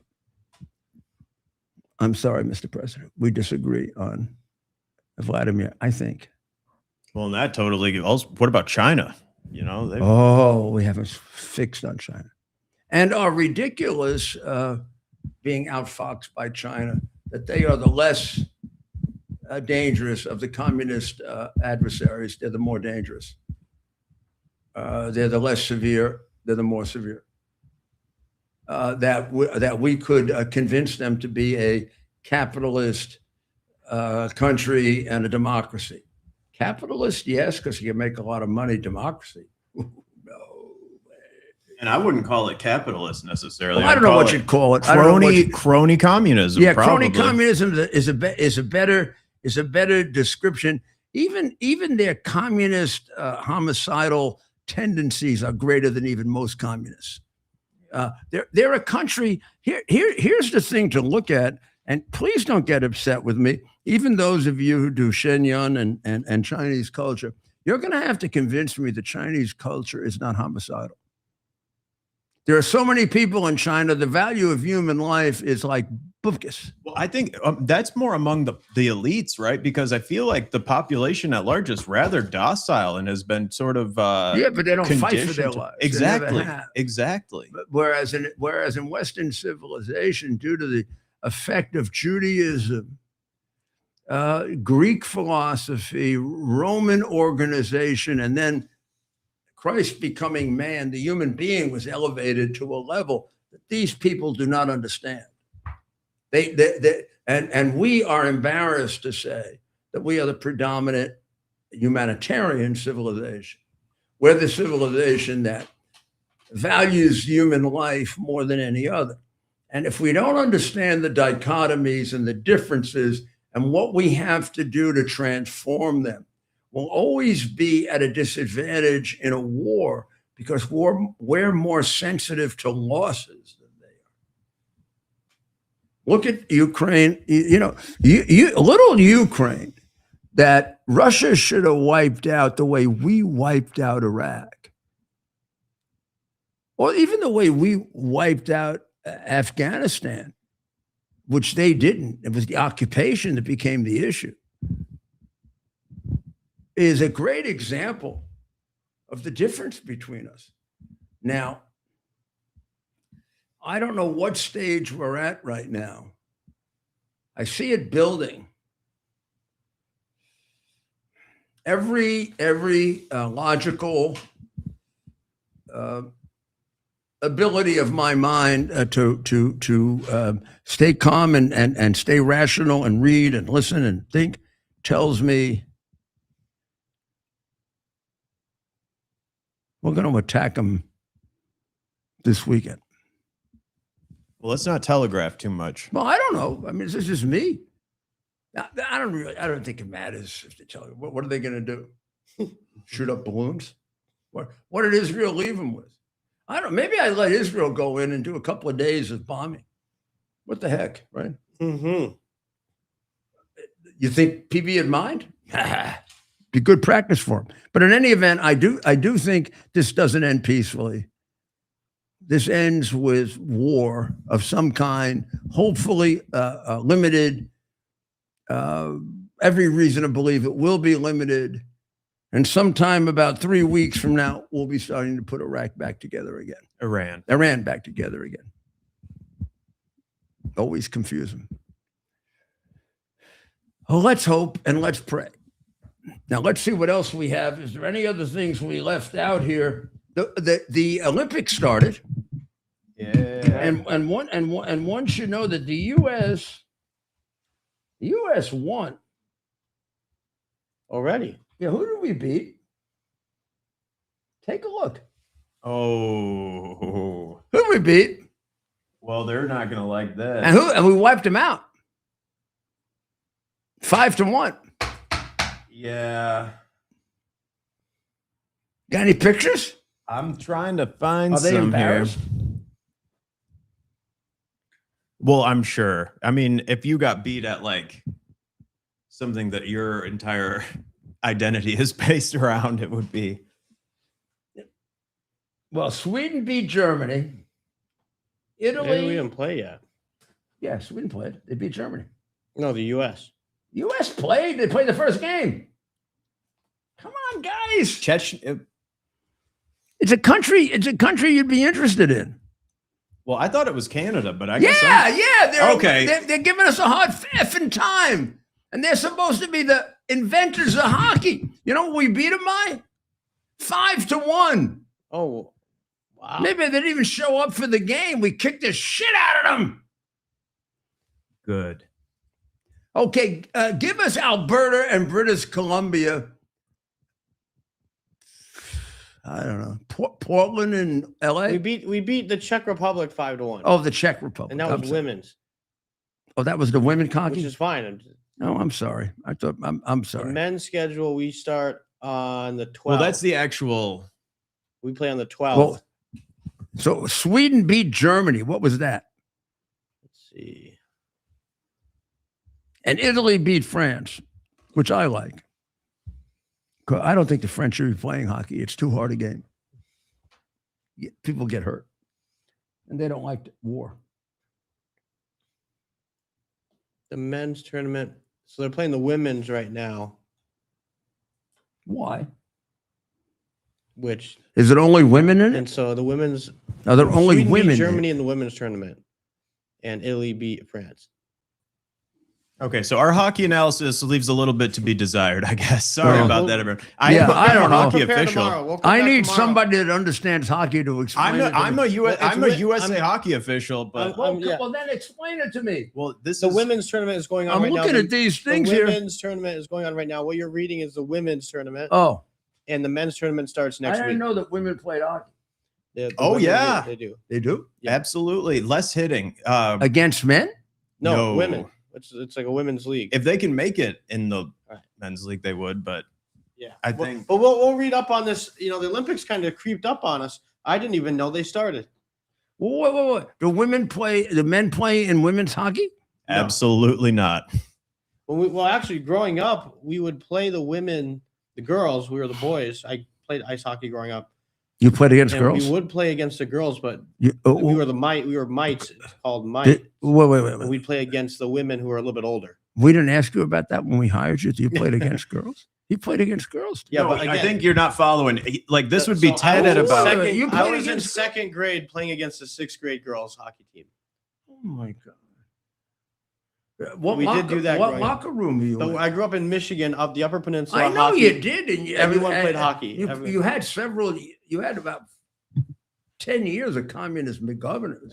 Oh my god. But a lot of people- Immoral, amoral. But enough girls completely played. communist. The one before you with the big effing mole on her face that she had taken off. Granholm. Yeah, she had like a big.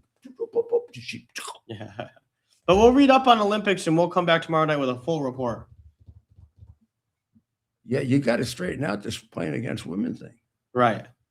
Did you stay in your locker room? These were girls and I was a boy. I I was 11. They were like 16. isn't he giving very, very like circumlocuous answers instead of like no? It brought back a memory though of it. well, it's okay. Everyone Well, played that- hockey. All the kids Would played you? hockey. You but have a right to remain silent. Anything you say can be used. I think the against you. point being they I'm would gonna match. have to turn to defense lawyer instead of prosecutor. Well, this this is guy's too easy. Well, this is actually an argument for It keeping is. men and women separated. Again, and it wasn't competitive. And we were, again, 10 years old playing against 16-year-olds. So So to give the girls practice, they let the 16-year-old girls play against the 10-year-old boys. Who The won? 10-year-old boys beat them We would usually almost. we were- You always. yeah, I believe, if I remember correctly, we would beat them. Oh yeah. I remember. So the point being, they'd match up sixth graders with second graders, maybe even older. And really, you need that competition to give the girls someone to play against because it is less popular among girls. It's Yeah. growing. It was like enough to have. So you don't have enough girls to play? Is that it? no, they do, Yeah. but they can't field like multiple So why can't teams. 8-year-olds girls play against 8 and 9-year-old Oh, girls. because They do. but yeah, but there's some only, But they don't know where the hockey stick There's is. only so many of that. There's only a limited number of teams. that they and wanna play and against. the highly skilled girls want to have more different teams to play against to develop their talent better. So you can only play against so many girls. And actually, we have girl teams that come up from Florida to Michigan to play because there's so few women's teams down here. So they have to get an opportunity to play as much as they can. And I support that. Is there a gives them a reason good why outlet. women have to play hockey? I mean, there's some other sport like Teamwork, athleticism, how about character building. how about super fast cooking Oh, okay. No. for your husband? So when he comes home at night, he'll be nice and he'll Support love you. women's hockey. and he'll love That's you what we do. forever. So what else we got? Who are we praying for tonight? You can see a difference in generation. Hockey is very popular where I'm from. even in women. Anti-Semitism. The Senate has opened a probe of Mondami into anti-Semitism. That may never end. The ability to investigate Mondami for hating Jews is endless, and including a work group he set up in his administration to focus on what you can do against Jews. Believe it or not. Yeah. So Hochul and Blakeman, I told you, I think are at it, right? Hochul wants to stop Blakeman from cooperating with ICE. Blakeman wants to cooperate with ICE. So this will be a battle. Now, Blakeman is a creature of the state. Hochul is the creature of the state. The federal law, however, says basically you got to cooperate. State law says you don't. What does Blakeman follow? If he follows state law, he'll get federal agents in there, like, against Wallace, who will enforce federal law. If he elevates federal law over state law, as he should, because this is an area of preemption, he'll get state people in there trying to arrest him. Now, I think we should call Bruce and tell Bruce, make a big deal out of this. Right. This illustrates what has been written by several of the legal scholars in very, very great form, including Professor Dershowitz, about how, and even by some very intelligent conservative columnists, that we are getting very close to an insurrection here in the United States. Thank God, that's why we rolled it. I mean, we had to turn the temperature down a little bit, right? And I think we're getting close. And the president did turn the temperature down, but Victor Davis Hanson wrote an article saying we were right on the verge of insurrection, and we were. And it's probably not good, but please understand that the people that are rising against the federal government are the same people that did in 1850 and 1860, the party of the Democrats.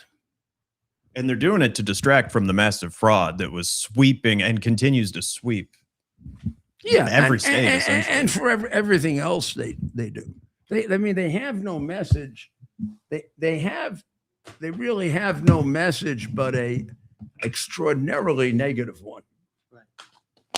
So the Super Bowl, where are we on the Super Bowl, Ted? Patriots the Seahawks are 4.5-point favorites. Yeah, I don't need you to tell me that. So it's give me some insight here. Yeah, with all this other news, look, it's you got two young quarterbacks, both capable of coming up with explosive plays. They can throw the ball, they can run enough, and strong offensive lines. Who's the better quarterback? Let's get on. Probably Drake May. Who? Drake May. And how does the fact Patriots? How does the fact that Darnold has more experience counter against that? Right, Sam Darnold has more experience and has May is like in his first, isn't he? In his first year. First year as a starter, and is there news that he has a sore shoulder or some sort of illness? So we'll see. Who got a bad shoulder? May. We'll see. We'll give our full Ooh. preview tomorrow, Yeah. Friday before the game. Who do they have to replace him? I think he's just going to play No, through it. Drake May is fine. Did he replace anybody? Did Drake May replace somebody? Yeah. So he Can that guy come back? Was it Tom Brady? no, he did not. See, I'm not the analyst Tom here. Brady. Tom Brady. Go Pats. Before Drake May, I don't think he would play against. Jacoby Brissett. But he So was does replaced this- he was replaced in October. So may may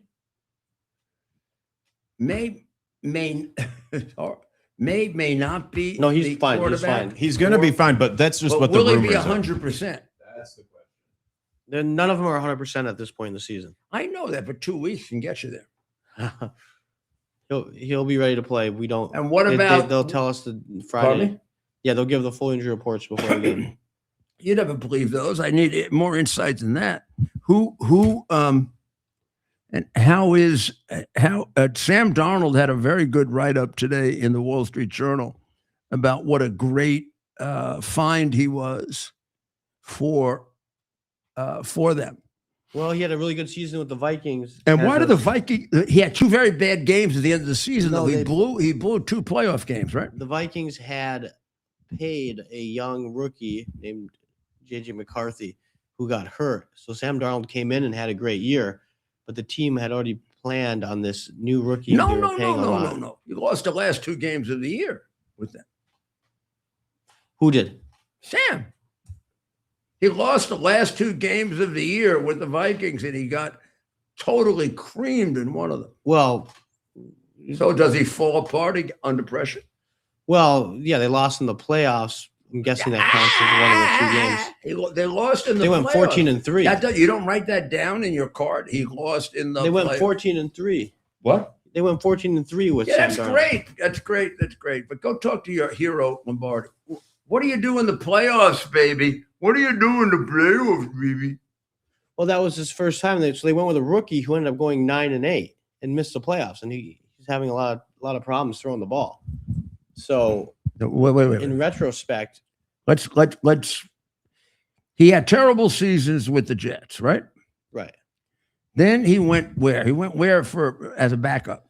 Sam Darnold, after starting with the Jets, That's went to the 2 or 3 years. went to the Panthers. And the Panthers, he was a backup, never got out of that, right? He had some start. He showed some talent in 2022 for the Panthers, but ended up they went a different direction, and he went to the 49ers. Then he goes to the 40, and this is a year ago, 2023, 3 years ago. 2 years ago. 3. Oh, that long ago. I know, right?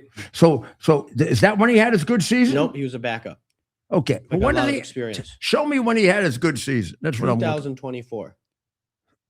So Which is a year ago in football terms. yeah. Oh, okay. 2024 So season. last season, 2020, he won 14 games. Yeah. Which is fabulous because he's one of the first quarterbacks since Brady to win 14 games, 2 in a row. He won 14 games this year. Right. Here's the big problem, which as a Yankee fan, I am extraordinarily sensitive about. I know players who are great players and can't perform under pressure, and players who are not great players, like Billy Martin, who can be MVPs in a playoff. Now, tell me his playoff performance in 2024. 0-2, right? Well, no. 1 loss in the playoffs. But if he lost 2 in a row, that must have meant they lost the Well, no, tell me. the playoff game. They lost 27-9 to the LA Rams. Yeah, and he was terrible, right? Well, I mean, Well, if he only gets 25 9. for 40 with a touchdown and 1 interception. I mean, he was sacked 9 times. So you had the LA Rams defensive line, if you remember, was very good that year. So he failed in that one. Yes, but Did he again, the lose Li- another game too, or they just have one he playoff lost to the game? Lions going into the playoffs. Okay, what? The last game of the regular season. Yeah, didn't he fall apart on that one? He had a poor performance. Yes. Yeah, so he fell apart in the last 2 games of the season under pressure. Depending on how much blame you assign to an offensive line that allowed him to get sacked 9 times. Okay, against the Rams. how do we? They were mad. The team was outmatched against. So the I Rams. will tell you that in the playoff in which Eli Manning beat the Patriots, he was sacked 7 times. Okay. And he won the playoffs. So who do you go with? The guy that just took you 14-3 with a lot of strong performances. I would Or a rather. rookie, I or a would. rookie I simply would. because I'm gonna. I'm unproven gonna. rookie. I'm gonna give you my thinking. I'm gonna give it to you at the end. I would like. I would like to go. I would like to go against Seattle. And With the Patriots. what? You're going to pick the Patriots. And I would like to go for the Patriots. However, if I go just on quarterbacks, I got to look at the rest of the team. I think the chances that Darnold will perform more consistently than the younger guy, even though he had this up and down, up and down, up and down. There's an awful lot of history there. And that makes means a lot when you get into a tough game like that, all that history. Right. So I think on the quarterback level, it's a slight edge We'll see. for Seattle. Yeah. Well, Now, tell me if you disagree, because we'll move on to other parts of it.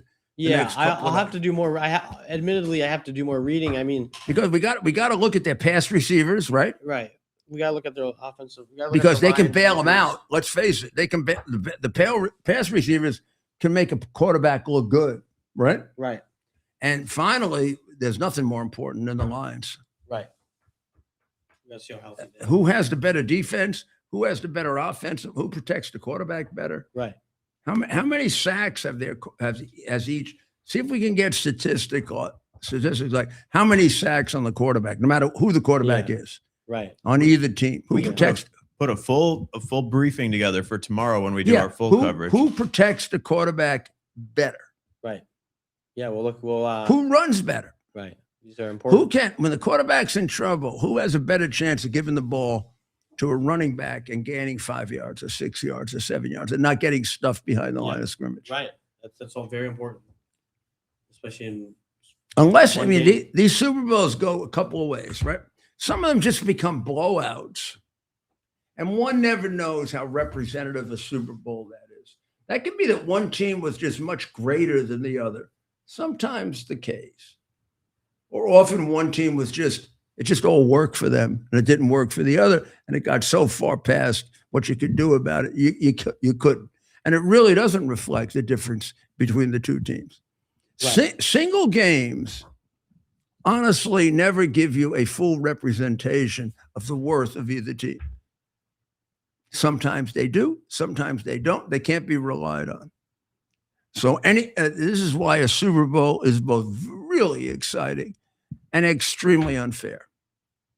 To say this is the better team for sure between two teams that have competed 14, 15, 18 times, it's just not right with one game. I'll give you an example. The two games in which I'm the most proud of, when the Giants beat the Patriots, when they were undefeated once and when they were like nobody could beat them. They beat them by 4 points and 3 points. They could have lost those games. Any game you win by 3 or 4, don't go around acting like you're the champion of the world for sure. One little mistake, one extra call for holding could change the whole effing game.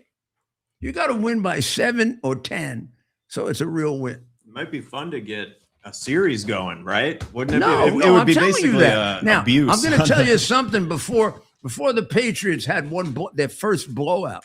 Up until the time the Giants beat them the second time, Patriots had never won a game by more than 4. All their wins were 3 and 4. Some dynasty. The Right. dynasty could have lost all those games. Right. We'll change it. Or an umpire calling a hold. I'm not saying they did. I'm just telling you a 3 or 4 point game doesn't tell you who the better team is. You know who taught me that?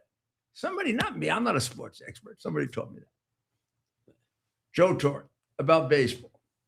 Joe Torre told me, you know the World Series we won? It's a play here, a play there, a play here. We could have won 3 more. Play here, play there, play here, play there. We didn't get there. You said it isn't. Yes. What it shows you that we won 4 in a row. We were in at 7. We're a very competitive team. Right. We could have lost all of them. We could have won all of them.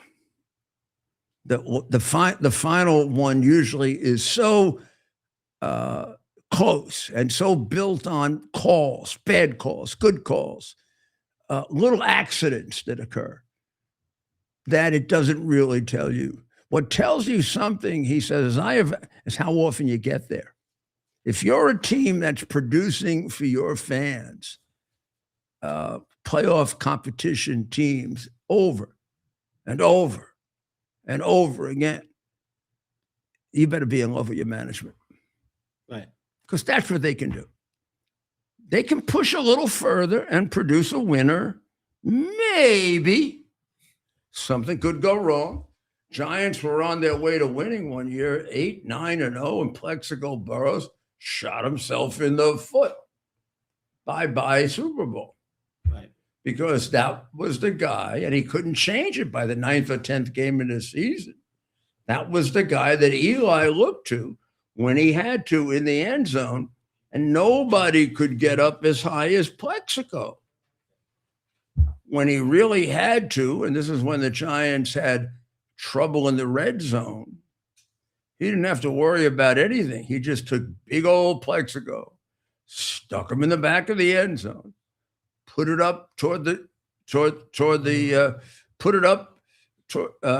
flag, and Plexico went and got it. Then Plexico went to a restaurant in Manhattan, 9-0 or 10-0 or 10-1, and he shot himself in the foot. And the mayor of New York said he's got to be held accountable for carrying an unlicensed weapon in Manhattan. Boomer. So let's face it. Here are the extraneous circumstances for him, argued in his favor as a defense lawyer. Plexico had a licensed weapon. He didn't buy it illegally. He got a properly licensed weapon in Florida, and he fell in none of the criteria that would deprive you of a weapon. He mistakenly carried that license without realizing he had to get another license in New Jersey to his home in New Jersey, where he, I guess, technically, I'm not sure of this, violated the law of New Jersey by not re-upping the license. He did once re-up the license in Florida. So he had the license twice authorized. Now he comes into New York on a night he actually didn't want to go out playing around with his teammates, to go to a club. As far as we know, not on drugs, not doing anything wrong. A little unhappy about being there, didn't want to be there, but his wife or girlfriend wanted to go. And he's there with his pals. And they ask him about a gun. You got a gun, you got to give it in. Yeah, oh, yeah, I got one. Gets it out and goes, boom, shoots himself in the foot. Shot himself in the foot.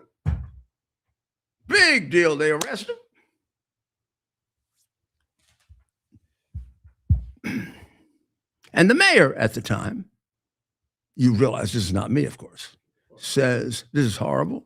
Everyone in New York has to go to jail for 1 year for illegally possessing a gun in Manhattan. And he puts him in jail for 9 months. And the Giants lose the Super Bowl, which I guarantee you they would have won. Because they didn't have that. He and Manning were the two intangibles of the team, because Manning could find him in the end zone no matter what. 3 men could be on him. He was bigger and stronger, and really, of course, Eli Manning is one of the greatest quarterbacks ever. But even you, if you are a decent athlete, might have been able to put the ball up high enough so he could catch it. I don't know if you ever watched Plexico in his best years with the Steelers, but that guy was unreal. 4 people on him. Boom, take the ball. Or the winning touchdown in the first Super Bowl against the Patriots. 2 guys on him, grabbing all arms. He lifts one guy up with an arm and takes the ball. Injured, out.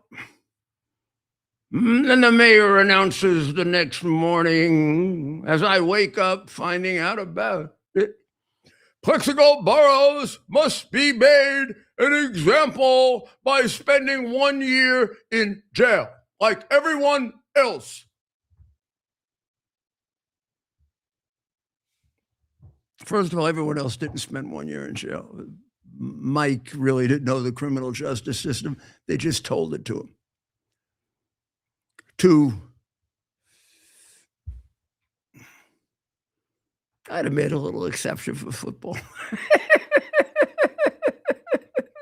For my team. He could go after. Real question on my mind that morning was, can you recall? I knew they had enough wins they got in the playoffs that year. They had enough wins to get in the playoffs. All they had to do was have them for the Super Bowl 2.5 months later. I was trying to figure out, is this injury manageable until the Super Bowl? The answer was probably. Yeah. But the mayor, and I figured maybe I could talk to the mayor. I mean, Mike and I were pretty good friends at the time. I don't know if we are now. I mean, I still like him. I don't think he likes me because I like Trump, and he's jealous of Trump. So I was thinking I'll talk to him, but boy, he put himself way out there. Right away. I guess he knew he was going to get a lot of pressure. Sometimes you do that when you're going to get a lot of pressure and you don't want to take it. You just say right away, he's going to spend his 1 year in jail no matter what, starting now. Bye-bye Super Bowl. Cheap. And Mike's a businessman. I could have explained to him how much money you're giving away. Mike, I don't know. Let him do 3 months after. Right. Like February, March, and April. And put him in a place where he can exercise a lot so he can get out in time for. Let's face what he did. So there is in England something we don't have, which would be a great addition to our court system, but we can't do it now because we got to just have a court system to start with. We don't have one now. The Court of Equity. The Court of Equity says if the strict application of the written or judge-made law becomes so irrational that it's unfair or silly, the Court of Equity, the judges sitting in the Court of Equity can, by stare decisis, by setting up opinions, new analysis, show you how to do mercy. A great idea, right? The Court of Equity. And it was controlled by the church originally. And then it was turned over to the Chancellor of England. And for the longest time, it was a separate court. And in early America, who followed the strict common law, we had well, in England, they had judges called judges of the King's Bench or Queen's Bench and judges of equity. Now, the judges of equity, the judges of the King's Bench came under the jurisdiction of the king. The judges of equity came under the jurisdiction of the chancellor. Now, the chancellor was very powerful. You'll know some chancellors, Thomas Becket, Thomas More. These were chancellors. Now, those two lost their lives because they wanted to remain Catholic. But it did develop a whole area where you can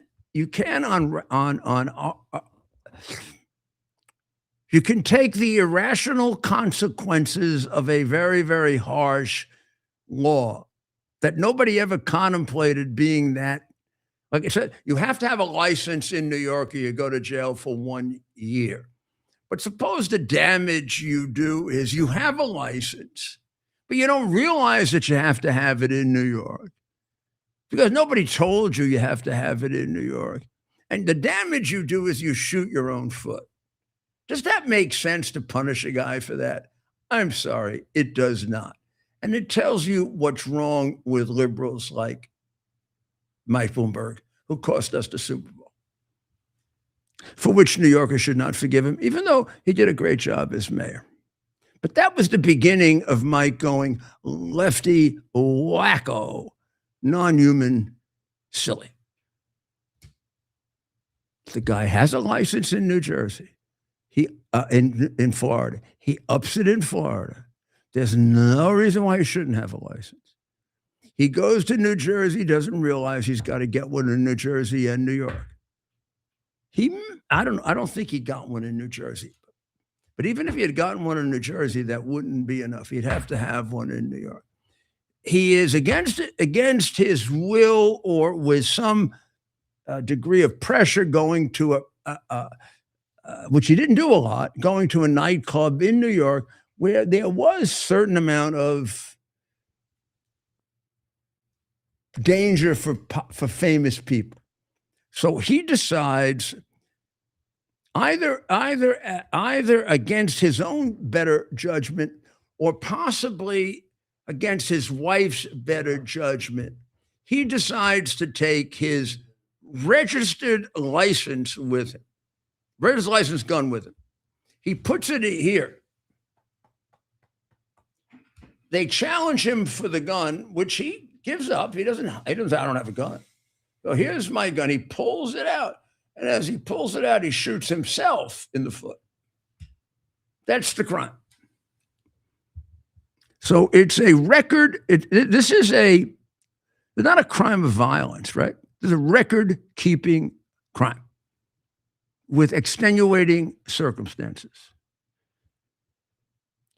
With a little putz, sorry, Mike, who has, I mean, he like isn't in the man's world, like in the Super Bowl world. And then after that, Mike becomes like an unbelievable left-wing maniac, supporting causes like the green scam. And he's a smart guy, and he was a good mayor. What happened to him, I don't know. He probably says the same thing about me. But I'm right and he's wrong. You know why? And maybe history will be fair about this. He fed off what I did. I did all the tough stuff. He couldn't have done it. That decision alone tells you he wasn't tough enough mentally or together about himself enough to do it.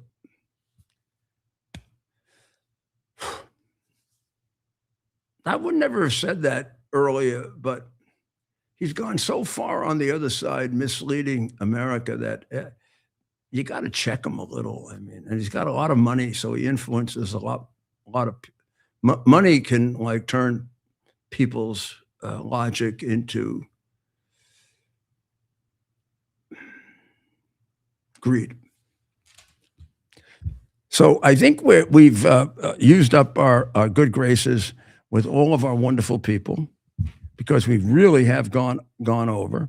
There is a lot more to cover. Is there anything special you would like me to cover before I sign off for the night and lead into our last show of the weekend? Before the weekend on Saturday, on Friday we'll have our last show. We'll have a little Super Bowl coverage on that. Maybe we'll have a guest or two to do a little bit of guessing. I am going to give a prize to whoever wins here. All right. So I'm going to create some real competition. Right. Going to give a pad, a special, remarkable kind of pad to the one who wins. Like an iPad. No, it's not an iPad. It's a pad in which you make notes. Like I used it this morning when I got up and listened to the president's press conference. It was very, very valuable. And Saturday morning, we're going to do a special. Yeah.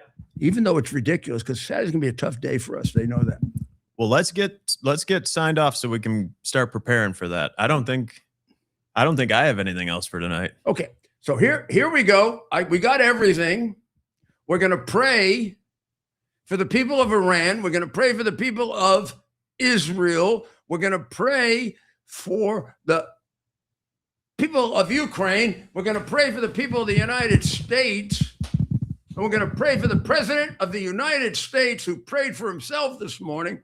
We want to make sure that whatever he said that the liberal press is trying to make, God, you just appreciated the fact that he prayed, right? And these other guys, here's the difference. He may have said a few things, but they're against prayer. The ones criticizing him, dear God, are against prayer. He may not be perfect on prayer, but he prays. These guys, they think they're smarter than God, like Marx. We don't. You're smarter. You're our God. We make mistakes. We sin. That's why you sent Jesus to help us. There's no question he has to help Donald Trump. He has to help Rudy Giuliani. He has to help all of us. But we believe in you. So help us, please. And guide him. He's really been a great president. God bless America. It's our purpose to bring to bear the principle of common sense and rational discussion to the issues of our day. America was created at a time of great turmoil, tremendous disagreements, anger, hatred. There was a book written in 1776 that guided much of the discipline of thinking that brought to us the discovery of our freedoms, of our God-given freedoms. It was Thomas Paine's Common Sense, written in 1776, one of the first American bestsellers, in which Thomas Paine explained, by rational principles, the reason why these small colonies felt the necessity to separate from the Kingdom of Great Britain and the King of England. He explained their inherent desire for liberty, for freedom, freedom of religion, freedom of speech, the ability to select the people who govern them. And he explained it in ways that were understandable to all the people, not just the elite. Because the desire for freedom is universal. The desire for freedom adheres in the human mind, and it is part of the human soul. This is exactly the time we should consult our history. Look at what we've done in the past and see if we can't use it to help us now. We understand that our founders created the greatest country in the history of the world, the greatest democracy, the freest country, a country that has taken more people out of poverty than any country ever. All of us are so fortunate to be Americans. But a great deal of the reason for America's constant ability to self-improve is because we're able to reason, we're able to talk, we're able to analyze,